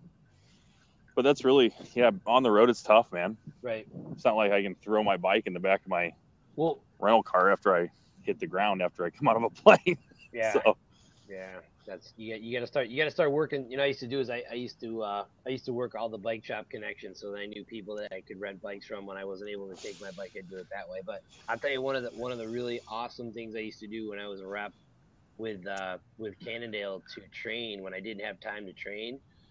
I'd bring my trainer, and when I got home off the road from the day, I'd set my train up right in the middle of the two beds in front of the TV, and obviously I was out of town, I didn't have anywhere to go, so I'd just like watch like freaking watch like a couple movies, just riding my bike till I got beat. I'd take a shower, pass out in the bed, get up, go talk to dealers and stuff like that. But I mean, yeah, I the funny thing about weights and working out, I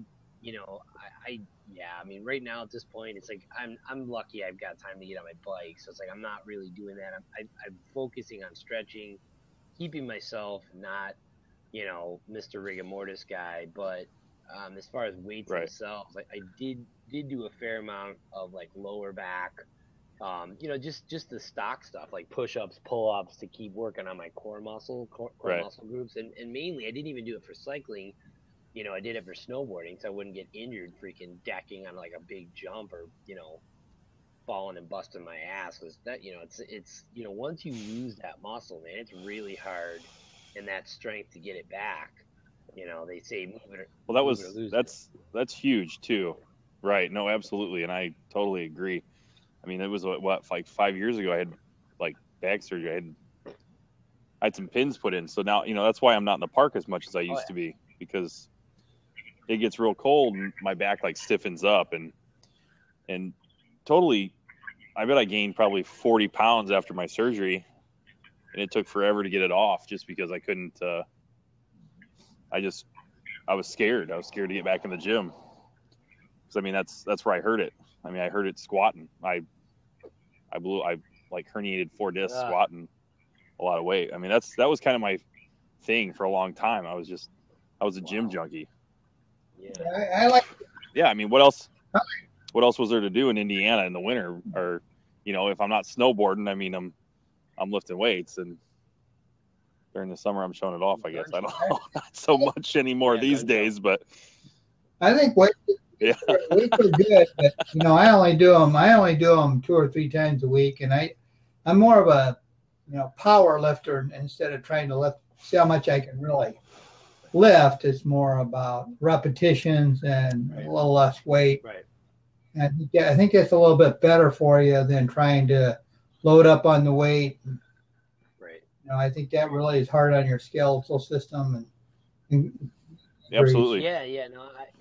And CrossFit, CrossFit's a good core strengthener. But I just found some of the things in CrossFit, like I don't know. I don't mean to sound like a pussy here, but I'm just scared to do because I'm scared something's going to happen again.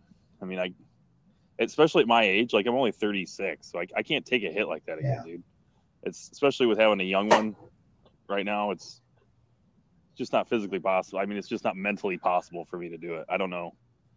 Like I think I just said it. It's mentally I can't do it. So now here's a question for you guys. Do you think that these conversations are such topics that the cycling industry is taking into consideration? Because the fact of the matter is I use the oversized golf club head for the drivers, or the oversized tennis racket, or shape skis, or whatever, right? Do you feel that, for example, with the advent of like the hybrid bike or the fat bike, do you feel that the industry is trying to cater to that sedentary audience? And lastly, I want to put on a little earmark about, what are your thoughts on this whole electric bike craze that's going on right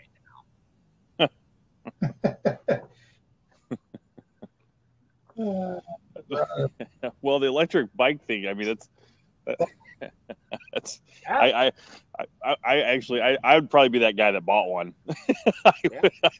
I think they're cool. I mean, I think it's a cool thing. I don't, as far as no, I think the bike for me is my out for fitness right now.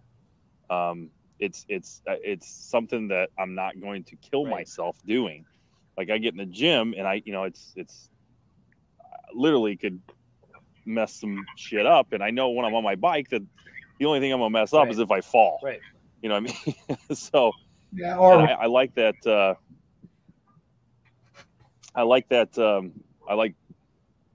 being in control, and I feel like when I'm on my bike, I'm in control. I can think. When I'm in the gym, I'm not thinking. There's people around me. I'm not necessarily caring what they're thinking, but I'm just it's a different thing. I watched your scope last night right before you left to go on your night ride. I was like, that's great. If I could ride at night, that's great. But most of my riding's done in the morning, and I'm thinking about work. I think at night, it'd be a good stress reliever. It'd be a good decompress. And that's kind of my thing with the bike. I love being able to get on my bike, and I'm not going to kill myself. That's kind of what I think. I don't know about you, Dan, but yeah, I like going on a bike ride and just get away from everything. It just it's just relaxing, and you kind of can put everything out behind you. Just go on a ride and enjoy it. Right. Now, would either of you think about, like I just mentioned, the fat bikes, the new bikes that are coming out? Would you guys feel like that might be something that you'd be interested in buying or trying from one of your local bike shops? Well, I've tried the fat bike. I like them. I'm pro fat bike. I like the fat tires, especially when I'm up on Lake Michigan. I can ride on the beach. Right. I rented one when we were up there last week or 2 weeks ago. I thought it was awesome.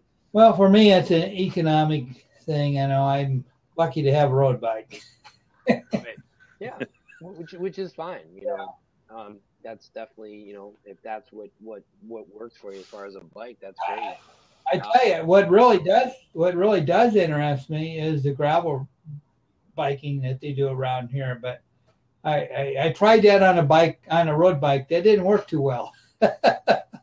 Yeah, it's the road specific tires do not fare well on gravel. I mean, I've done it. It's not easy to do, but you should look into seeing if your bike has the ability to be able to put slightly bigger tires on there. I mean, some road bikes you can get away with doing that. You've got the frame clearance, you got the brake bridge clearance. Some you can't do that. So I think I would just as soon buy a mountain bike or a fat bike, another bike just to do that. But right. Right. Yeah, no, but yeah, I would. I'm totally. I'll buy a fat tire bike probably before the end of the year. I could probably almost guarantee it. I'm into it. Right. Nice. And then. I mean, especially for where I'm at. Sorry, I didn't mean to interrupt, but where I'm at geographically, it makes sense for winter riding. I mean, we get dumped on, and these guys up here at my bike shop that I did that scope from one day, Elkhart Bike Shop. You can find them on Facebook, but they were, I guess in the winter they have these fat tire rides, and they're studded. They stud their tires, and I think that's great because where we're at right now, that lake effect just kills us in the winter. and we get pounded, and it's cold, so it's not fluffy. It's that icy kind of shit snow that you won't, even your standard mountain bike tires, you're just not getting any grip out of. Right. You know, you're kind of sitting there spinning your tires, you know. That's the problem around here. You get so much ice and snow, you know. It you know, even if you want to ride, and I'm not opposed to riding in the cold, it's just that the conditions, you know, aren't good for a road bike on ice and snow. I mean, you're gonna wreck. No doubt about it. Dan, have you tried? They make a pretty decent studded tire for road. Have you seen those? And they actually even make chains. No, they make chains for see, bikes. Again, I'm not up on all this. I've got a, you know, what I consider a commuter road bike, Yep. and you know, I mean, if I could put those on, I'd probably try it. You know, I'm adventurous enough to go out and try different things, but you know, I just got to know about them. I have to have the knowledge or information so I can do these things, and that's kind of what one of the reasons I'm here is to get information about things that I don't know about. Yeah. No, the tires, they do actually make a studded road tire, and they're great. I tell you what, man, I've ridden a bike with studded tires in the winter, and it's a world of a difference, man. It really is. But it's I mean, on you know, nothing but snow, it doesn't really matter. I mean, to your point about the sketchy, you know, icy, slippery parts, that's where you know that they're definitely working, you know. The other thing though too is they're a bastard to change. If you get a flat tire, they have it's a very hard case tire, and I bet. they're not easy to change, especially in the winter.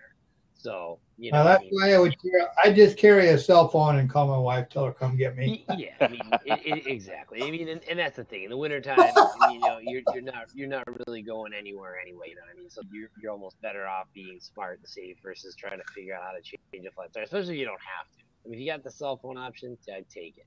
I would definitely take it. What about, have you guys noticed also too? I was going to talk about some of the other bike industry things that are going on. We talked about, you know, the hybrids and the fat bikes and the electric bikes. Have you noticed the city bike programs at all? Have you guys noticed that, like, hitting some of the more metro areas? Like there's a couple installs in New York City.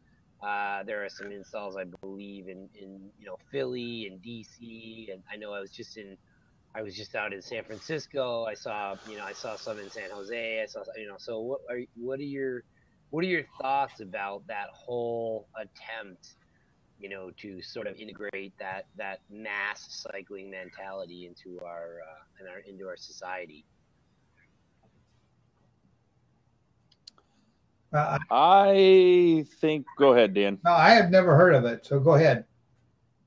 Yeah, I think it's great. I think it's great for individuals that use it. I think as a society as a whole, I think we're lazy.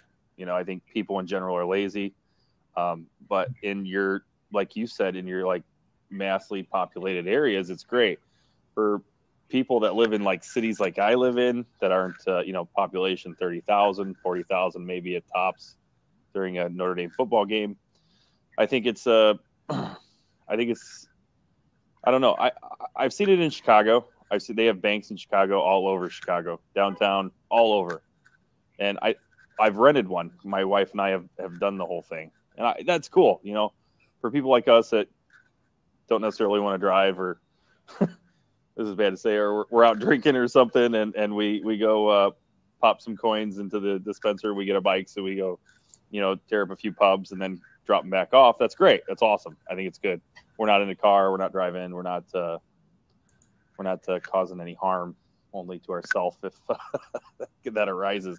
But, you know, I think as a whole, as society as a whole, I think I don't know how profitable it is. I mean, I haven't seen any of the. I've never seen any numbers on it, so I don't know how it is as a whole. Yeah, I don't know. I think the only downfall about it is that you have to pay for the bikes. But I think the reality of it is, if you didn't, it's almost like the 5-cent recycling on the cans. You know, if they didn't put 5-cent recycling the cans would be everywhere. So same with these city bikes. If they didn't charge, even a minimal fee to use them, then they'd be stolen. But technically, if somebody wanted to steal them anyway, they could. But I think it's, I still feel that there's a huge, dependency program going with most of us, to the effect of, like, look at Uber. I think programs like that have very substantially changed the landscape of transpo. You know what I mean? If you can connect with somebody you don't even know that could give you a ride, from the airport in San Francisco, you don't have to worry about it. I mean, it's a lot more streamlined than having to dick around with renting a car or anything like that. And I don't know, Dan, have you heard of Uber by chance? Yeah, I know what Uber is. They don't allow it in this city, yeah, but, right. I know what Uber is. That's a controversy. A lot of people would like to have Uber here, but that's a people thing. But where's Dan at? I'm in the same place Gunner is. I'm Rochester, Minnesota. The city of Rochester doesn't allow Uber? Nope, they do not. It's not a licensed cab company. What? That floors me. Yeah. Just for the simple fact that I mean they can't say. Well, you can't prove that you're an Uber driver, number one, unless it's not allowed, and it's a controversy here. There's a lot of controversy here, but that's one of them. And you cannot. Uber is not allowed in Rochester, Minnesota. Yeah, wow. And ironically, Dan, it's exactly the same thing in Rochester, New York. We don't have Uber here either. What? Hey, there you go. Yeah, that blows my mind that the city, New York pushed back on it big time. Yeah. Well, I think that has to do a lot with the cab companies, though. The cab companies are fighting back. Yeah, I mean they're losing major bucks. Chicago, you go into the city of Chicago, and you're like, it's like Uber. I mean, there's at any given time you can just pick up your phone, open your app up, and boom, you got a car like on your hotel doorstep. Right. Yeah. So but that's crazy though that the cities itself don't allow it. I mean, is it a liability thing, I guess, for those cities, or is it more of they're taking away from city revenue? Uber is not a licensed cab company, and you have to be a licensed cab company to have to operate a cab system in Rochester, Minnesota. What about town cars? You guys have town car drivers? We have, yeah. Yeah, we have. I mean, they're not technically a licensed cab driver; they're just chauffeurs. Well, they're limousine drivers. They're licensed, though. They have a license. So if I came, okay, now I'm starting to dispute your local government. But so say I have a chauffeur's license. I wouldn't be allowed to drive. I wouldn't allowed to activate Uber in either city. No, not here. No, okay, so here we go, because again, this is great because my Uber ignorance. So to Tommy's point, Dan, how would somebody know that I came to Rochester, Minnesota, and Tommy picked me up and it was an Uber transaction? Would it just because it would be listed as such? That's probably the way. I don't know. They probably wouldn't. I mean, I'm not saying that people don't use Uber here. I just know it's not allowed. It's not supposedly allowed here. Which makes sense, probably because of the unions and whatnot. I mean, I don't know. It's something to do with city council and what they approve and don't approve. Right. What's the population of Rochester, Minnesota? A little over 100,000. It's got a nice sized city. Yeah. Well, that's I'm floored. I've never. This is the first time I've heard that Uber wasn't allowed in the city. Yeah. There are many cities that don't allow Uber. That's why we got to ride our bikes more. They don't have that problem. Say that again, Dan. Okay, now back to the bike thing. Is this thing with Citibank? Is that like a rideshare thing that like Seattle has? No, I mean yes, I mean it's just you go to the terminal where they have the bikes, and there's like you put your your payment in, and you select the bike, and you grab the bike, and you can ride it, and when you're done with it, it's just like a red box video. You can, as long as you Right. return it to Now, one of those designated city bike portals, you're good. you know how rideshare works in Seattle then? Isn't that free? Right, well, yeah, rideshare is free, definitely, but these city bikes are not. You actually have to pay. You have to pay to use the bike. So no, yeah, rideshare is totally free. Yeah, this is nothing like rideshare. Well, rideshare, I think, would be a really good thing. I like to see a lot of cities have that. Right. A lot of cities. What's rideshare? I'm not Rideshare familiar. is you go to a terminal that has bikes. You take a bike and you ride it to wherever you need to go, and you bring it back and return it. Now, how they It's free? I don't know how they prevent theft and so forth. I don't know how that all works, but Right. I just recently heard about the rideshare thing because they've been talking about it here in Rochester.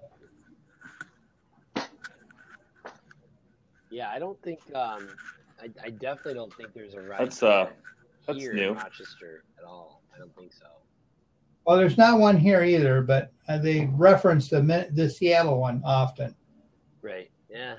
And I think a lot of that too, though, is I mean, I think Seattle in some respects has always been a pretty progressive cycling mecca. So I think they're probably much more ready as a society to embrace that. I think to your point about like the Metro New York City area, dude, those bikes would never come back. You know what I mean? And I'm Right. not I'm not necessarily saying that Well, is the same case in here in Rochester, but it's just it's a definitely a different model of program that's right. being rolled out. Well, here they're trying to provide an environment for people, safe environment for people to ride bikes on, make bike lanes on streets and all, and they're really pushing for people to ride bikes, which is good. But let's face it, this is Rochester, Minnesota, where we have two seasons, winter and winter's coming. Now, how many people are really going to ride a bike here? Seriously, Right. Yeah. Yeah. No, I Winter and winter's coming. I like that. Yeah, I mean, and that's the thing. It's like, especially when winter comes. I mean, so many people forget about their bikes and they don't want to ride them anymore. And obviously, we have the advent of fat bikes. Hey, one of the things I was thinking about is, I don't know if you guys have seen this, but here in upstate New York, basically, it's the trend in some of these urban malls that are going out of business. They're actually building indoor go-kart parks. So I don't know if you have been to one of more of these, Tommy. Have you ever been to like Ray's Indoor Mountain Bike Park, for example? Or there's a place here in upstate New York in Syracuse called Cranks, and it's an indoor mountain biking facility. Now, obviously, to your point, Dan, it isn't necessarily like an oval or anything like that, but I mean, again, as far as being able to weatherproof the riding, I mean, these are pretty substantial indoor riding places that do boast a relatively large, revamped warehouse of usage. South Bend, Indiana has an indoor, which is about 20 miles Okay. away from where I'm from, has an Yep. indoor road Nice. track. Oh, indoor track, sweet. And it's and it's cool. But no, as getting back to your point, no, we don't have any like mount. That would be cool, like mount. I'm sure there's terrain and whoop-de-woos and whatnot in the mountain bike facility. We have an indoor bike park, like for Right. your BMX guys, but that's Right. as far as it goes. Yeah, I mean, definitely, as I said, but at the same time though, that covers a very small segment of rider. Well, I would have to believe that, the majority of riders that age demographic is fairly tight.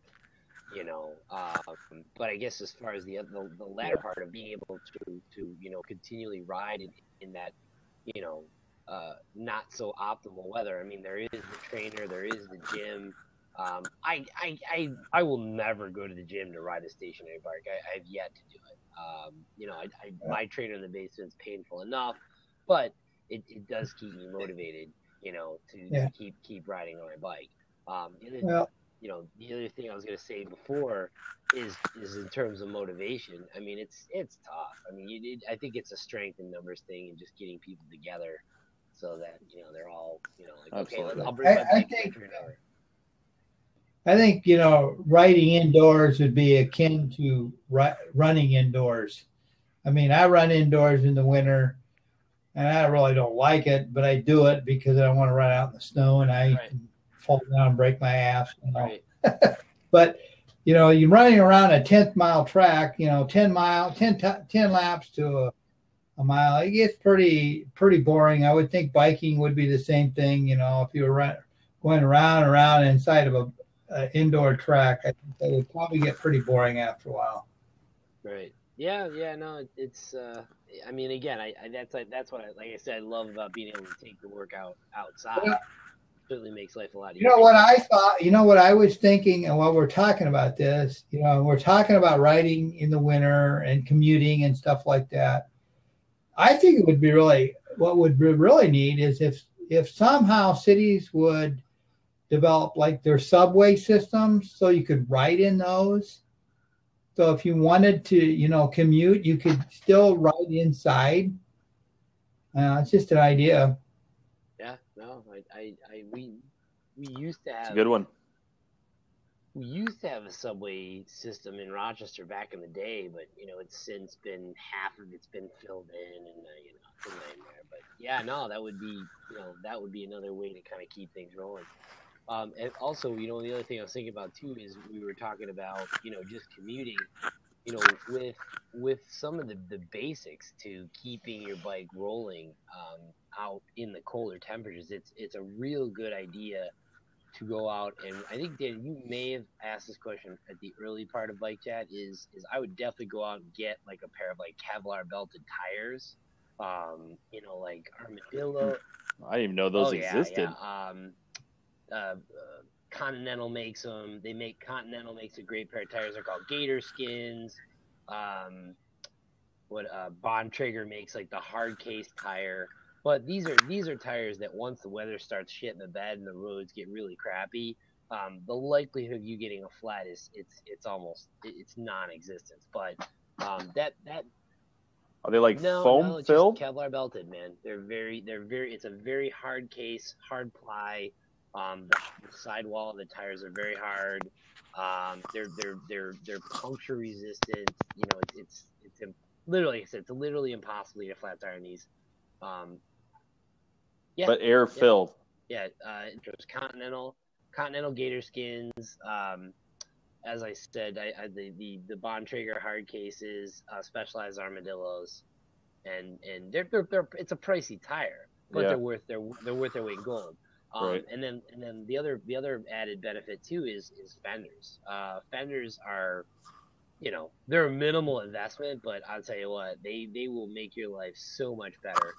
There are quick fenders that you can get. I have a pair of companies called SKS, and they make a quick fender called the micro race blades, and they're basically partial fenders that clip onto the fork area in the back top chainstays, which are nice.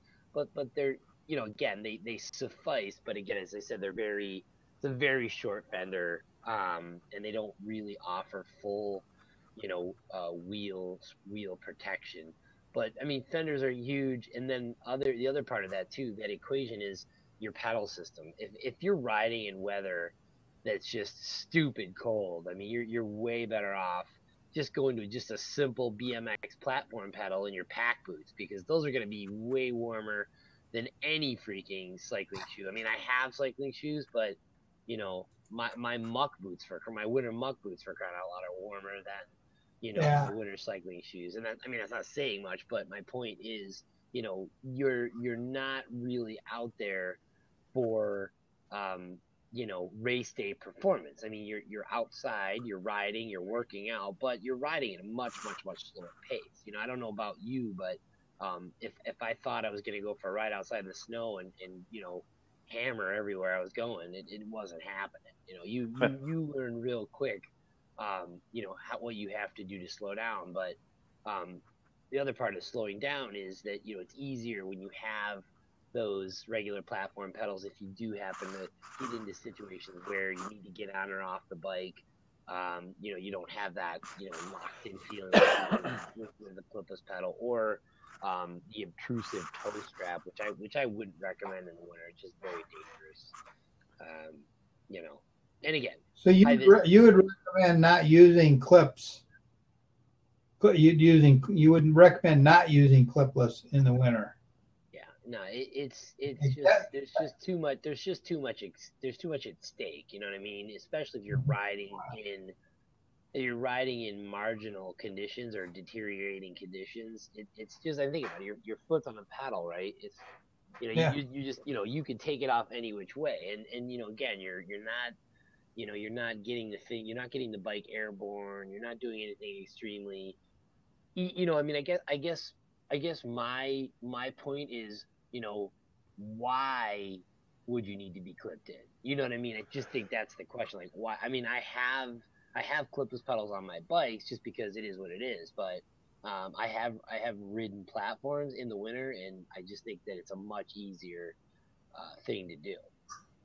Well, I know I've ridden, in 50-degree weather, and my gosh, my feet got cold with those biking shoes. They got vents on the bottom of them, and they just ugh.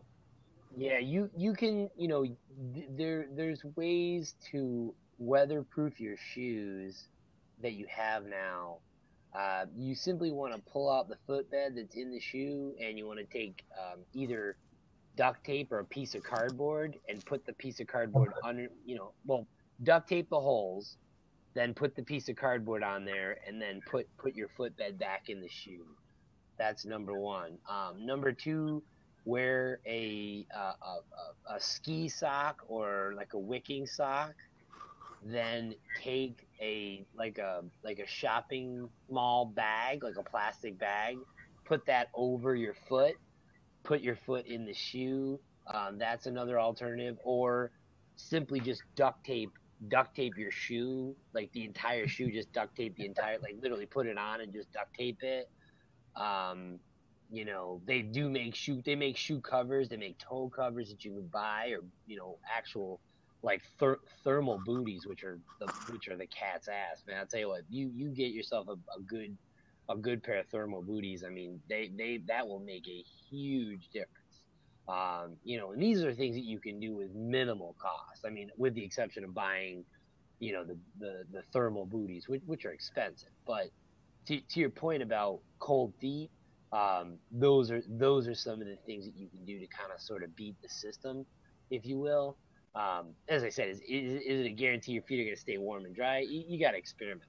I mean, that's one of the things that led me to purchasing a winter specific shoe. I mean, and now you see a good number of, bike companies are starting to get back into making that, foul weather clothing, like, Endura, for example, and Club Ride and Pearl Izumi and, whatever. So, you really can get, decent gear for the money, but when it comes to the critical things, you want good shoes, you want good gloves. I have a pair of the Pearl Izumi lobster gloves that are fantastic. Those are, my hands are super warm. When I'm saying warm, I mean I'm talking like really that below the low 40s, high 30s, and below. If I'm not wearing those lobster gloves, I mean my hands are just freezing. Yeah, clothes are key. Clothes are definitely key when it comes to outdoor activities. I've always found usually the less but more always works for me. Like I usually, I guess I'm going to go back to snowboarding here a little bit because I'm not really have been biking in the winter yet. This will be my first like winter that I'd be cycling full time. But like when I snowboard, I mean I wear my long johns and a pair of socks. I like my snowboard socks and my pants, and that usually keeps me where I need to be. I mean, my pants aren't tremendously thick, but I mean, I'm still, if I have too much clothes on, like I start sweating. I'm that guy. I'm a sweater. Yeah. So I don't want to overwork, I guess. And I don't know. I have a problem, and I don't think it's because I don't drink enough water, because I drink a shitload of water. But like my muscles will cramp up like in the middle of the night. Like I can count on it. It's a given.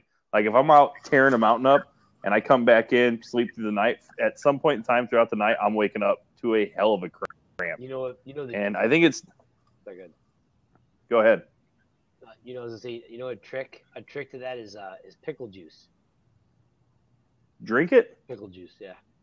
Serious, pickle juice. Huh. They say pickle juice gets rid of cramps. I'm not even kidding. My buddy of mine's a big triathlete, said that. So. Really? I mean, could be crazy, either that or you're just, trying to make you do something stupid. But I think seriously, I think it's got something to do with the vinegar in the pickle juice. Yeah, I'll try it. Yeah, that's awesome. Because I've noticed even getting off my bike cramping up.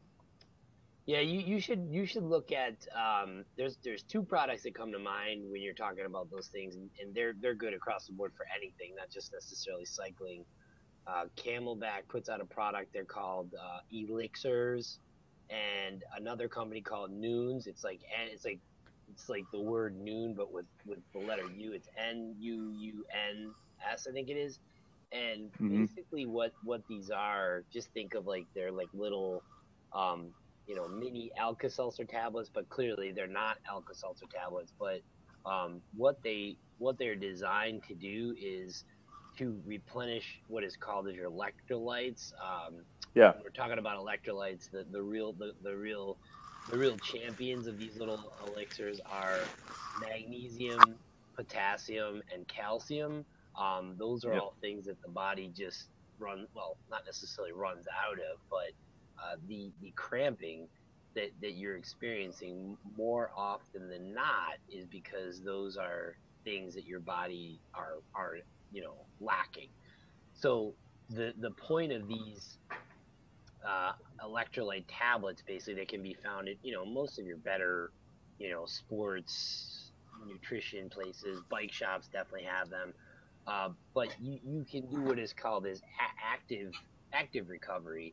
And we talked about recovery a while ago before, but my point is that I often I'll go for a ride and I'll drop them in my water bottle. So when I'm drinking my water bottle, I'm consuming these electrolytes. So to your point is when you get off the bike, you're a lot fresher and you're a lot less likely to cramp.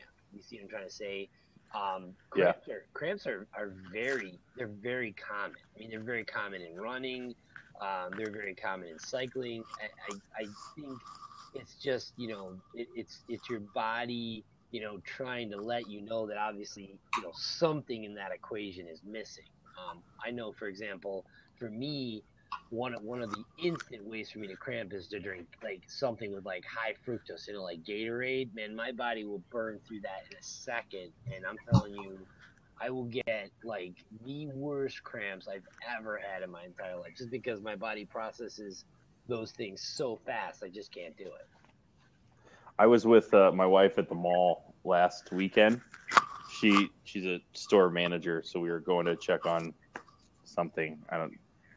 Three of us took a trip to the mall, whatever.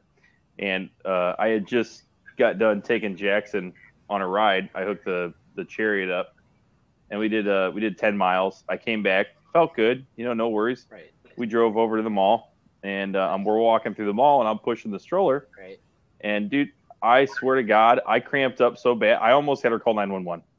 It was so freaking bad. I couldn't walk. Like I felt paralyzed. It was that bad. It was right in my back of my the back of my my hamstring, and it was just so painful that I was just like, I don't want to do any activities ever again.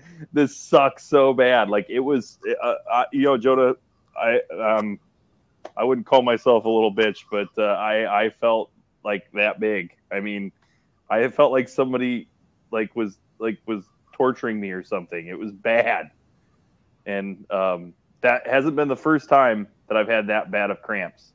And I don't know if it's just my body telling me that I should probably stretch more, or if I should drink more water, which I think I drink plenty amount of water. And I do the whole, stimulate my electrolytes every morning. I drink warm lemon water. I mean, that's huge. I use half a lemon. I dump it in, and that's kind of my thing to stimulate my electrolytes to get them going. Right. Especially before I go for a ride, and then I'm slamming water throughout the ride. Really? But I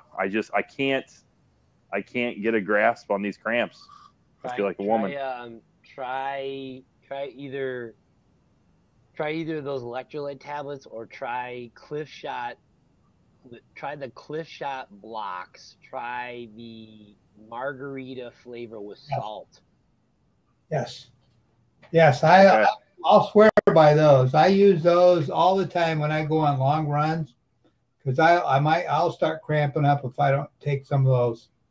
They work really well. They're easy to eat. They seem to work very well. I got to get going here, guys. I got to wake up at 4:30. I'm heading actually over to Buffalo in the morning. So, how far is Buffalo from Rochester? What? Wait a minute. Where are you? I'm still up in Poconos. Oh, okay. Oh, so you're going to Buffalo. When are you coming to Rochester? Well, I was wondering how far Buffalo was from Rochester. How far is that? I didn't even look. I didn't look. About an hour. Might make it over there tomorrow about noon, lunchtime. Well, let me know. I mean, I'm in Henrietta, which is right by the thruway. So let me know. Actually, that might work out great. So let me know. All right, grab a sandwich. Let's wrap this up, folks. Joe Pasquale with you on behalf of my co-host Anello Grande, who has retired for the evening. I apologize about the technical difficulties this morning. My computer decided to update. What a bummer.